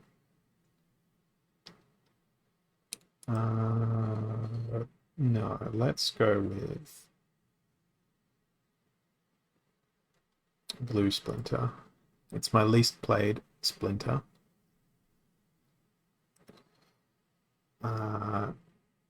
And since everything is always going to hit, let's make the hits worth it. The sea monster, electric eels, throw in Wavesmith,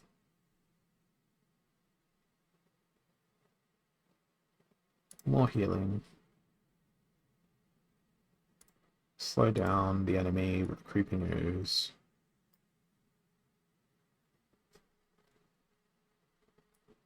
Throw the albatross around into that position and see what happens.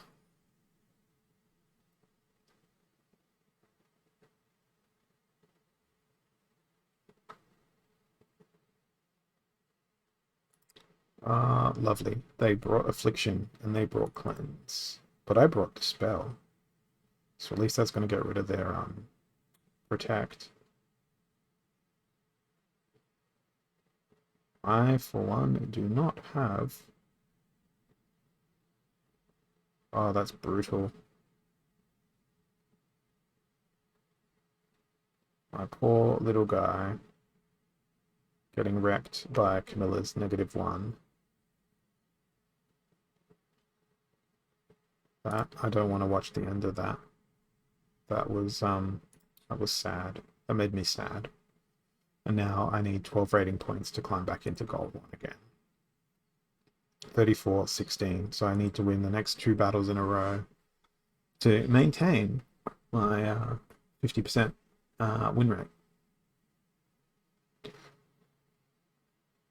So the stream has just hit just over 2 hours now. So thanks everyone for supporting and sticking around after Clove's raid.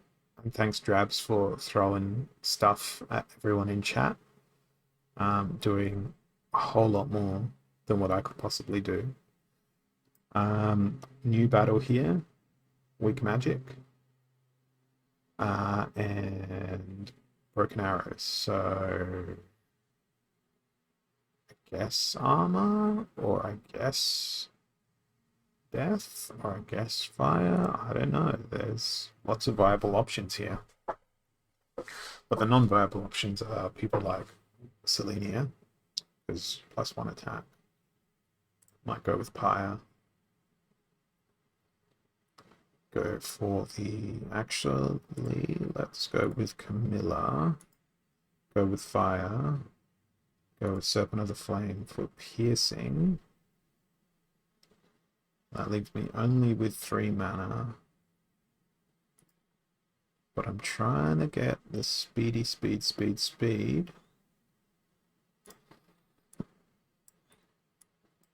Furious Chicken in the front. Wait and see. See what happens.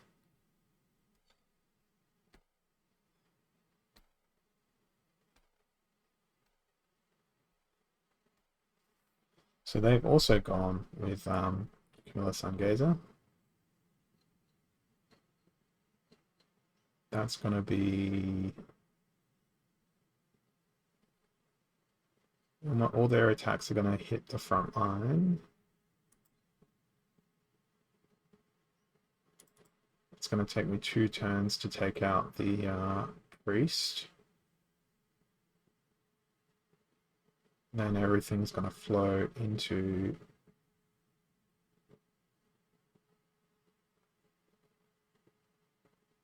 So I really want my poison to hit.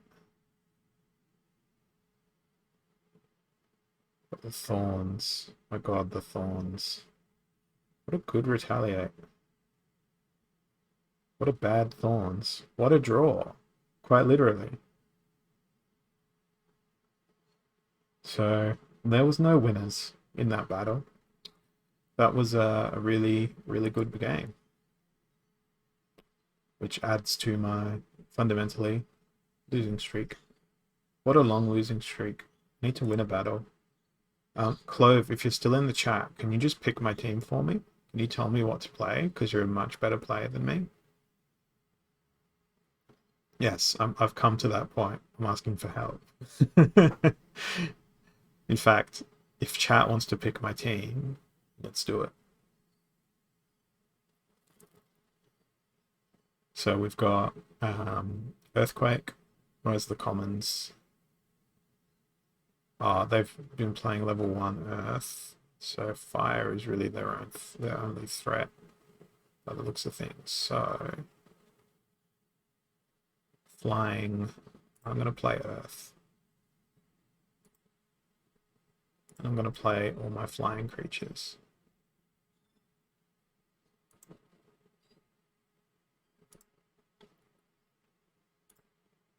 All the flying creatures. Except for one of them. One of them has to be a ground creature. And that may as well be... it's back to basics. That's why I can't find my brownie. Let's put the Tower Griffith there, so Gargoyle Devil gets to bring up the actual rear of my team. Yeah, I'm not going to forget chicken. I might get like 2 or 3 extra dark energy crystals. It was a serious plea for help, Clove. It wasn't just like, don't just tell me I'm a great player. I wasn't fishing for compliments. Nah, I appreciate it. Okay, so they have gone with Old Mate Milo Crowling and a whole bunch of healing. to try and withstand the earthquake, but provided... Don't retaliate. No! Oh, good, it missed. Oh, Jesus, that hit hard. So now it's all on the Gargoyle Devil. Can they win the entire game? The answer is probably not.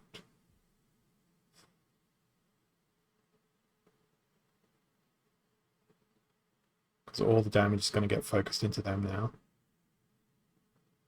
Although, the enemy is losing lots of creatures. Damn it. If that missed, I would have needed them to miss like 6 times.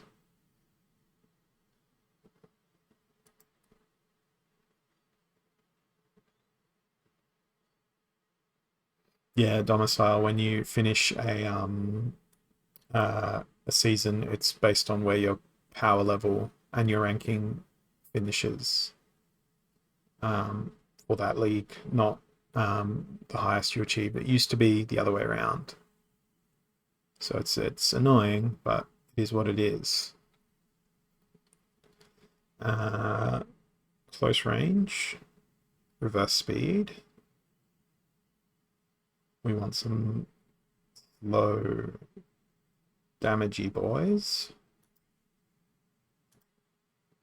So what are some slow damagey boys? Shield Bearer, Hero of the Beyond. Well, they can already attack from close range, but the last stand is lulls. And I'm pretty sure you're slow enough. Silver Shield Archers for the double attack. And we'll hide them all behind Furious Chicken. Because there's no need for me to guard my back line with the Shield Bearer being in the front. My strategy here is to let the last stand of the Hero of Beyond hopefully let me do stuff. And meanwhile, they've got a pretty interesting composition there. I'm really miss playing in Diamond League because I see Cornelius, I see my Shield Bearer, I'm like, Return Fire will take care of that. But by the same token, if that was the case, they would also be returning fire to me. But I've got enough damage here to plow through their team. So it's nice to be on the other end of a absolute destruction. So that felt much better, but I'm still languishing in gold 2 when I want to be up closer to Diamond League.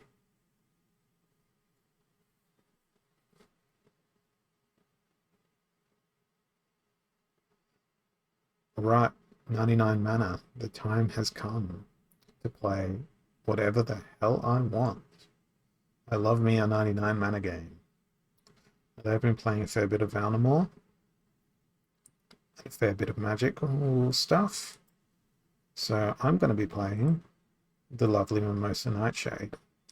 And backing up Mimosa Nightshade is going to be Darkhorn, the Corrupted Pegasus, the Phantom Soldier, the Ancient Lich, and since we can have magical attackables, yes, magical attackables, and since they can attack from the front line, we're going to put Cornelius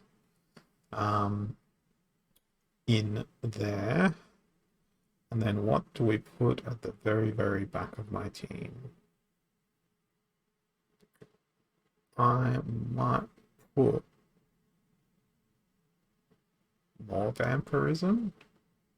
That feels like a nice thing I could do, a fun thing I could do. Or do we put in a Grim Reaper for the Necrophile? I think I'm going to opt with the Grim Reaper. Because now I've got Magic Reflect, Healing, Silences, Voids, all sorts of fun things on the team. So they've gone with Llama. Well, guess what? You didn't bring a cleanse other than the one on Llama. But I brought an Affliction so I could reapply this stuff.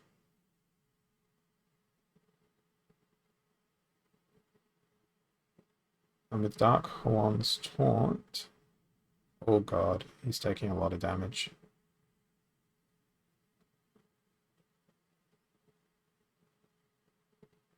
I can get through their Flesh Goblin. Oh, I was relying on the Ancient Lich's Resurrect as well. I forgot that they don't have that in Gold League.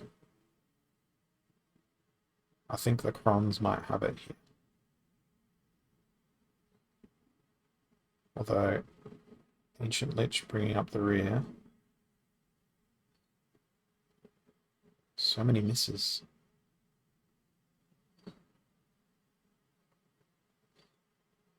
No Magic Reflect. Oh, jeez. This thing's impossible to hit.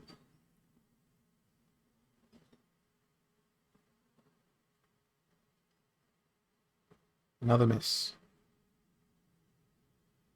MVP. Sandworm. Destroying my team from the back.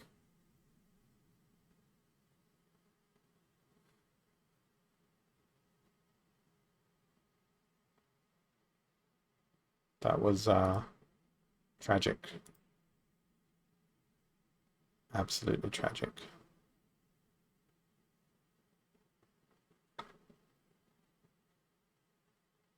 Yeah, yeah, that is Sandworm. They either change the course of the game or they just die straight away.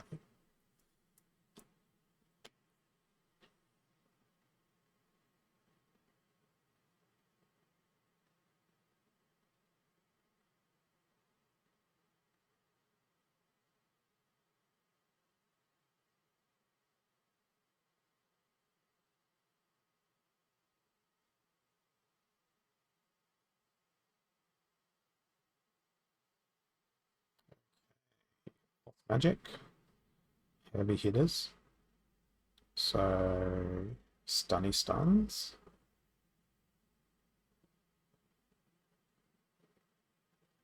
They enjoy a good sneak creature. I don't enjoy a good sneak creature, particularly after the last game. So, no sneak for you. Everything has to go through Shield Bearer. And then everything has to be backed up by some repair. And in the unlikely event of the Shield Bearer's death, Angel of Light will bring him back. Now, stuns. What stuns does Life Splinter have? I'll take a Thunderbird. And then to synergize with that, at 1 mana too much, would be the Luminous Eagle with Reach. But you know what else is sort of a reach? Grenadier with Blast. So that leaves me with 2 mana to throw in the Halfling Alchemist. Not lose my Grenadier when I wanted to change the order. So Halfling Alchemist is going to come on in.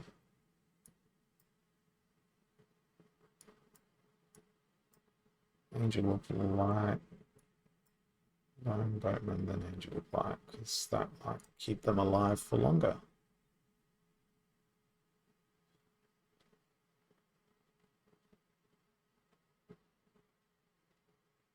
Hey, no pain, no game. What's your in-game name? I can delegate you some hive power.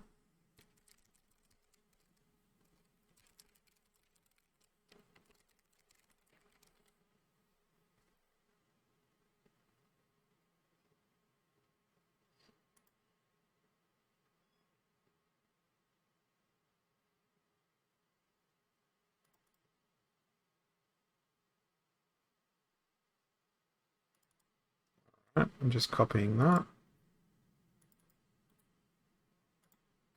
I'm going to pause this battle and just use my other monitor to jump into my Hive wallet and delegate that Hive power.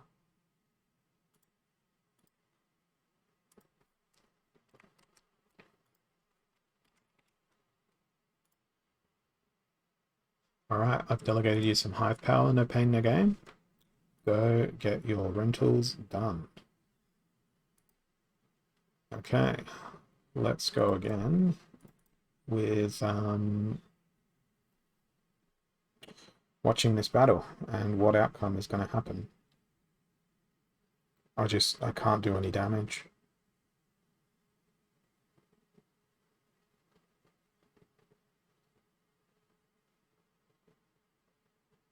But I can get resurrected.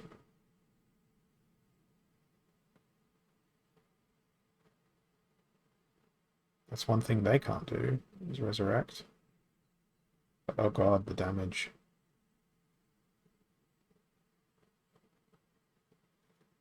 Stun is processing well, but Prince Renan's damage output is just freaking crazy.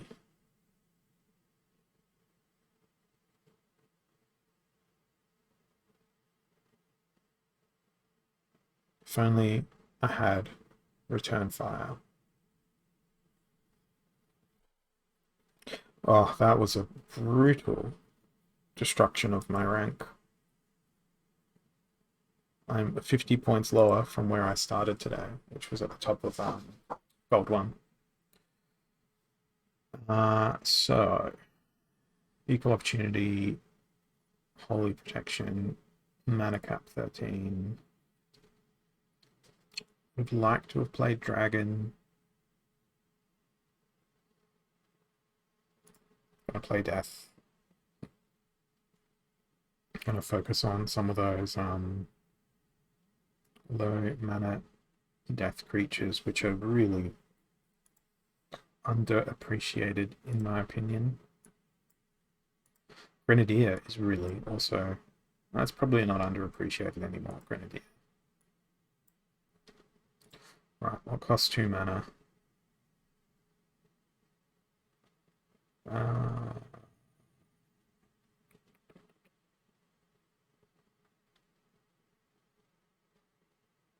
So yes, chicken is my tank. Undead Badger is my second tank. This is not going to be great.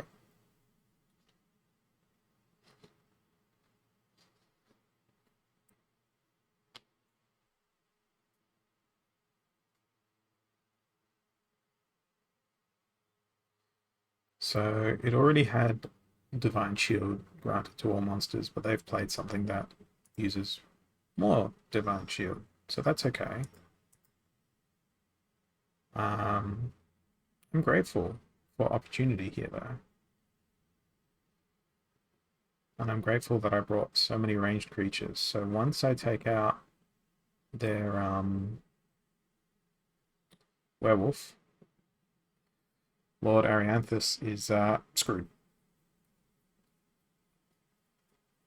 Particularly if Cripple keeps hitting, which it will.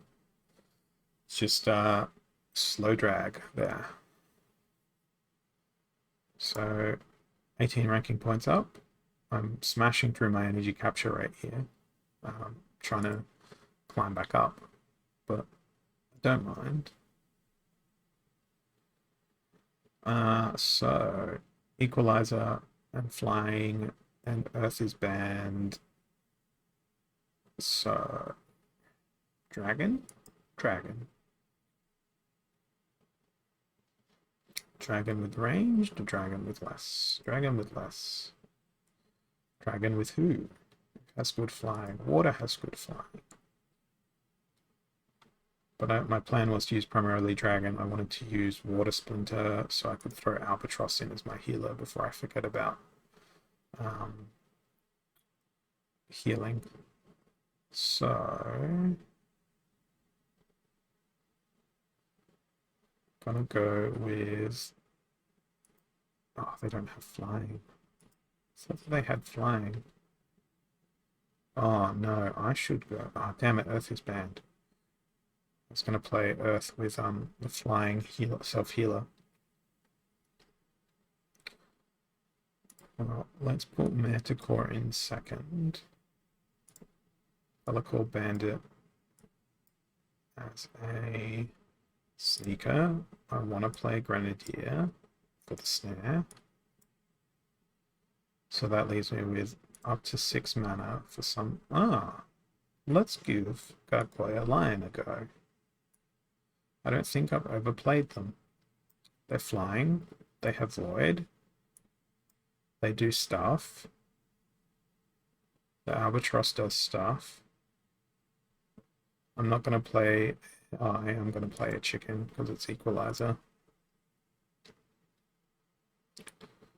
Scared of fire in this one here.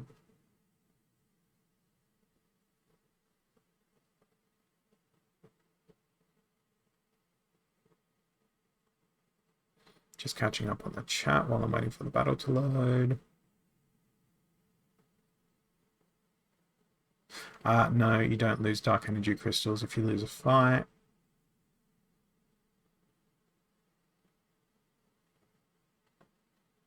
Oh, cool, there's a Milo Crowling emote.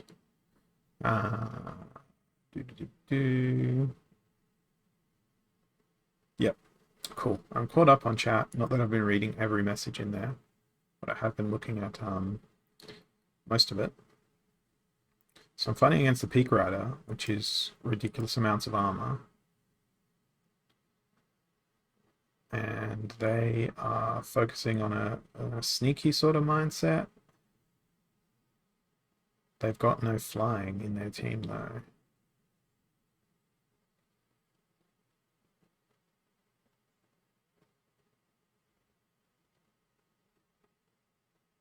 I've sort of got a sneaky mindset on my team as well. They've got, like, no damage on their team. I think their strategy has just been to... How can we outlast the opponent? As opposed to how do we actually beat the opponent?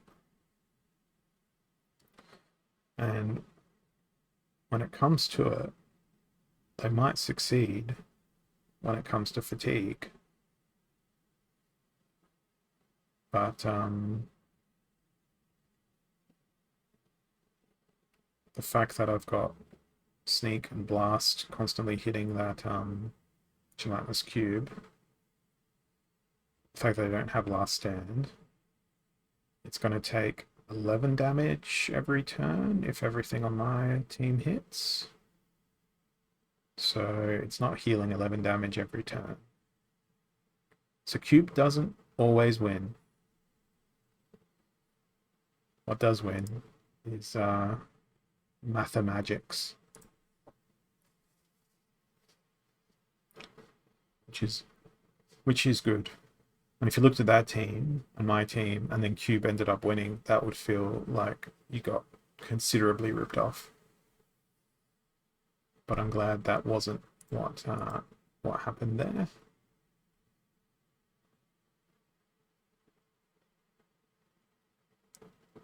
So here we go. 99 mana cap. Rise of the Commons. Aim true. 99 mana cap is like so annoying when you get this rule set. Now is Rise of the Commons only common and rare monsters? Cool. So I can still play Jotun, which I haven't played for a bit. And I want to try and take advantage of that +1 ranged attack. But first I need to select an tank. Oh, I'm tempted to anticipate the enemy playing Jotun and play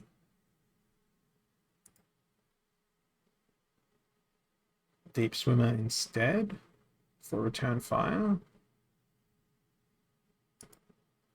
Particularly if I play with Serpent of Eld.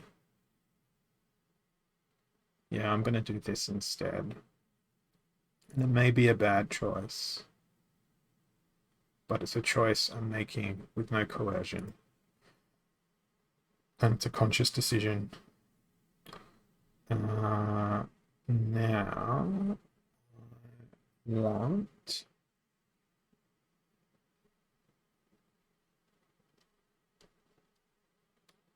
stuns. points if I want to use Wave Runner. But I'm not likely to use Wave Runner, so I don't have stuns. So Crustacean King for even more armor. Captain's Ghost is going to be one of my main damage dealers. Gargoyle Devil is going to be my anchor here. I want to try and focus fire on their first monster, so I'm avoiding putting in things like Snipe. I can put in... there's no point putting in Water Elemental because they're always going to hit, so the dodge isn't going to do shit. Alright, more armor. What have we got? That's expensive. Let's put in Sea Monster and go.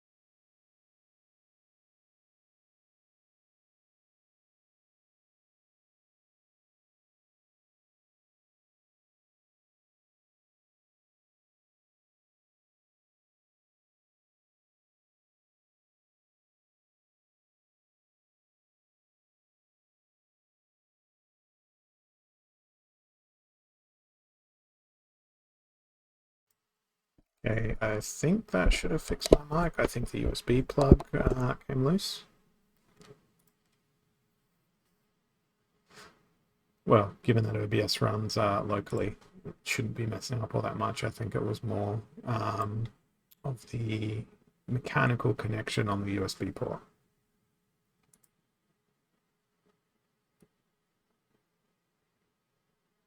Yeah, it was just a hardware issue. Because the plug on the back of my mic is quite loose. I need to get a suspension stand for my mic at some point, but I don't really have room to put it. So 99 mana. They've played against Renin. They've played an Ouster. They've played lots of armor, blast, noxious fumes.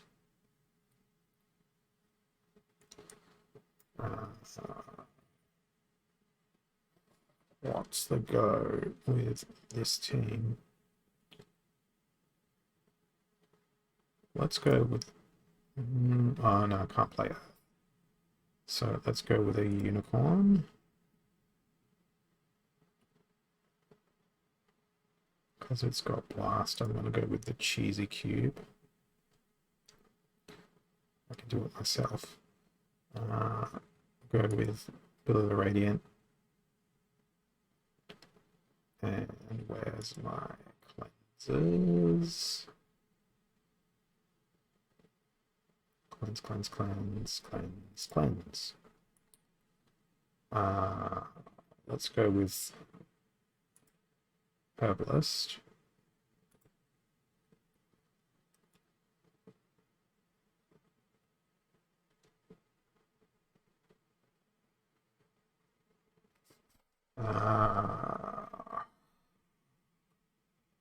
Daria with white, you say, with the Jin.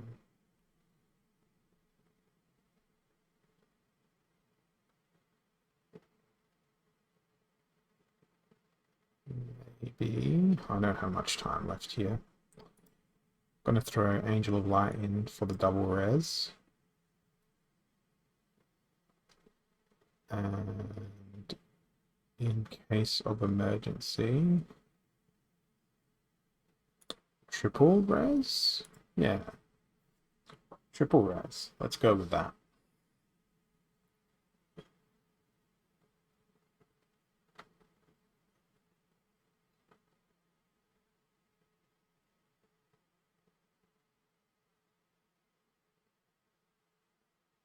Did they bring a cleanse? They didn't bring a cleanse.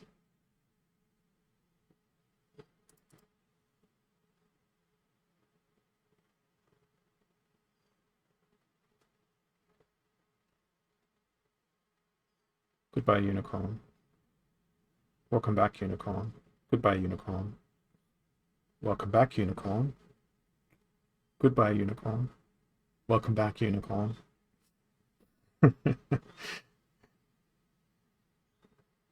Well, that resurrection sort of kind of got wasted. But at least they're not poisoned anymore.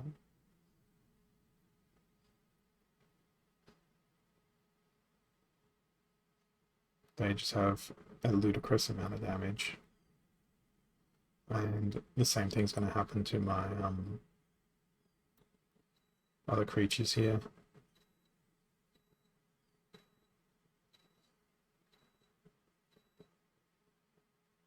Although, I think my cube might just cheese them. What a roller coaster of funerals. What a great statement to say.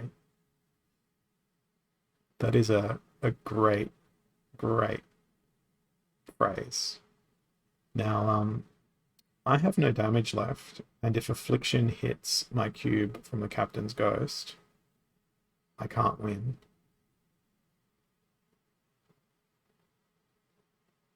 And now that they've got no healing, I need their Affliction to not proc twice in a row.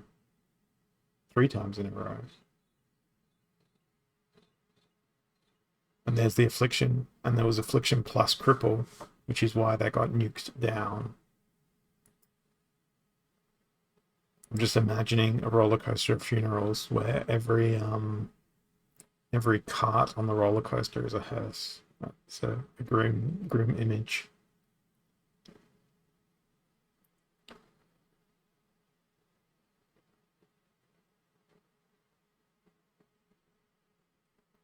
But yeah, that was a total and definitive destruction. And I'm far worse off from where I started this morning as well, in terms of ranking, and additionally ECR. Alright, so fighting against a Dragon Slayer, who has ironically used dragons in all of their previous matches, apart from these last 2. Stampede, Fog of War, Death, and Dragon. So, let's go with Dragon and Death. And I did hear someone say Rexy before. So, Rexy it is. And if Rexy can't do it, then, you know, I'm not going to offer much resistance behind Rexy.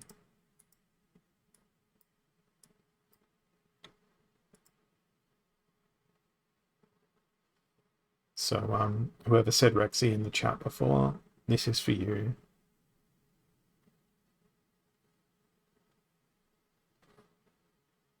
Oh, god damn it. It's like, here is a wall. Here is an impenetrable wall made of skeletal archer. And then here is a secondary wall that's going to stop my trample. So not all in one go, but maybe on this turn. Oh no, the thorns. The thorns. It almost happened.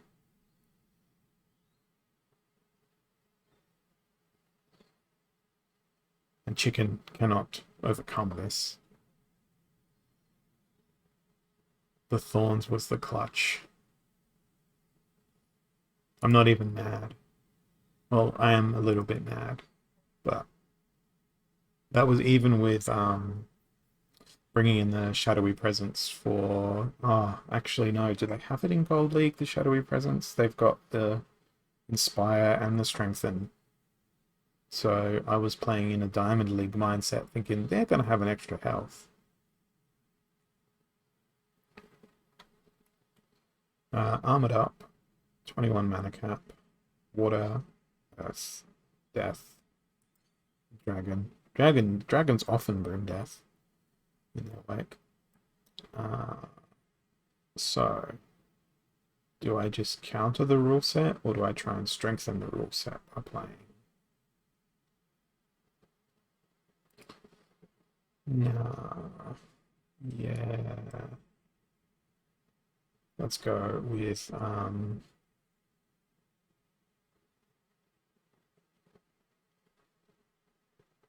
I have enough mana to do a Stunny Boy followed up by a Bust Them Up Boy? I do. How's this for an unconventional team composition? Brownie can go at the back. Furious Chicken can go at the back also. So Oaken Behemoth, I don't tend to see them much in combat. They are a Dice Edition card, I think, off the top of my head. I wonder what's going to happen here. Ah, okay. This could go well for me. Particularly if I manage to stun their Magnar.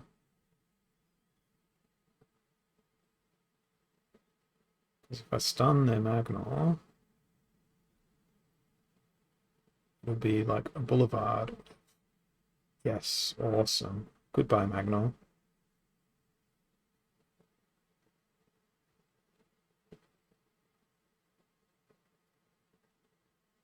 That was a good outcome. But I'm still nowhere near Diamond League. I'm not sure if that was just luck, because the armor from Stone Golem and the shield countered it. The Oaken Behemoth was beefy enough in the back, and I was relying on the stun knockout plus potential tramples to win it for me there. They're going to have to change this this tooltip when Chaos Legion releases, because that'll be up to 1000. So I think I might go for about another 10 minutes or so, because I am starting to lose my voice, and then we'll see if you guys in chat have an idea for what channel we can send all of you guys to for a raid. I'll even join in and raid whoever we're going for. I'm not sure that I've really shown people how to play in the upper leagues. I think I've shown them how to lose, and more importantly, not lose my complete shit and get mad when I am losing. It's not about getting mad like people would in something like League of Legends, but it's about trying to understand why it was that I lost and improve upon that. So Equalizer, Noxious Fumes. Let's go with the Cleanse. Let's go with Kron. Let's go with Minotaur Warlord. Let's go with Oaken Behemoth. Let's just put in, is it possible for me to play an all legendary team? Cornelius. What other legendaries can I throw in here? I wish there was a filter up here to say legendary, legendary only. But I can throw Jin in. Like, there is pretty much no strategy in this team composition I'm putting in now. I'm just going to throw every legendary card I've got at it. Maybe Spirit of the Forest? Where's my Spirit of the Forest? I think I may have leased my Spirit of the Forest out at the end of last season. What about Spirit Miner? Let's go with Spirit Miner. So, all legendary monsters. Let's see what happens.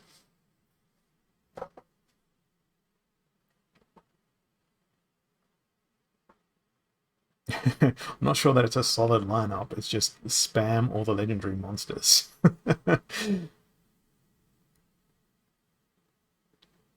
See if it really is a pay-to-win game if you can just play a billion legendary monsters and win.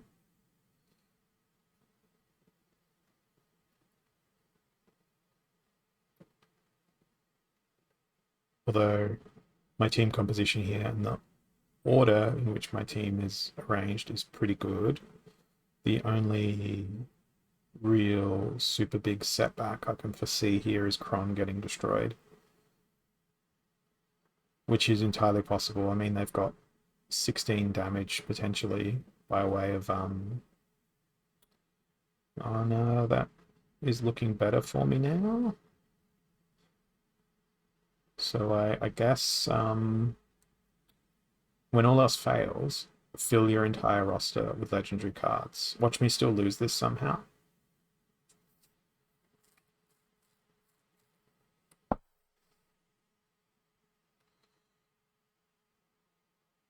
Yeah, I'm pretty sure Kron will outlast Ooze if it gets to that point, which I don't think it will. So I've got 5, 7, 9, 10, 13 damage per round hitting them.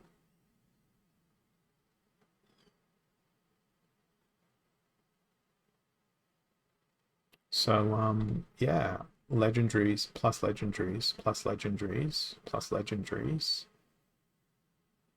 equals you beating your opponent, apparently.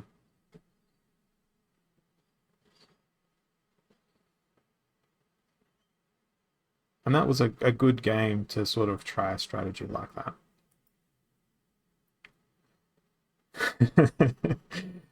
And that puts me 1 point below where I started today. Now, I did see that there was a couple of streamers on there now. Raid channel. I'm pressing the button. Pick a channel to raid. Oh, this is my first time sending a raid off to someone else. So, who did we say were on? For Suitcase and Old Man D. All right. Yeah, I've been going for nearly 3 hours. So I'm going to go with Old Man. Let's send them some love.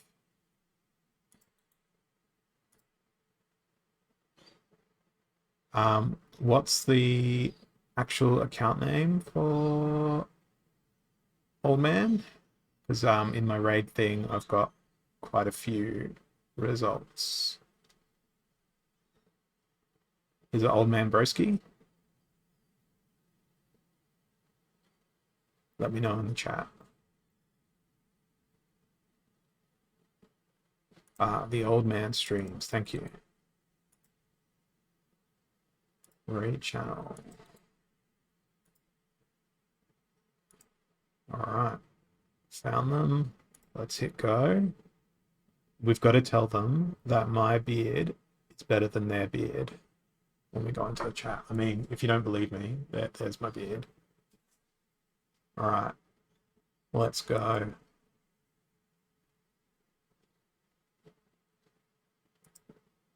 I'm going to stop my stream here. Thanks everyone for watching.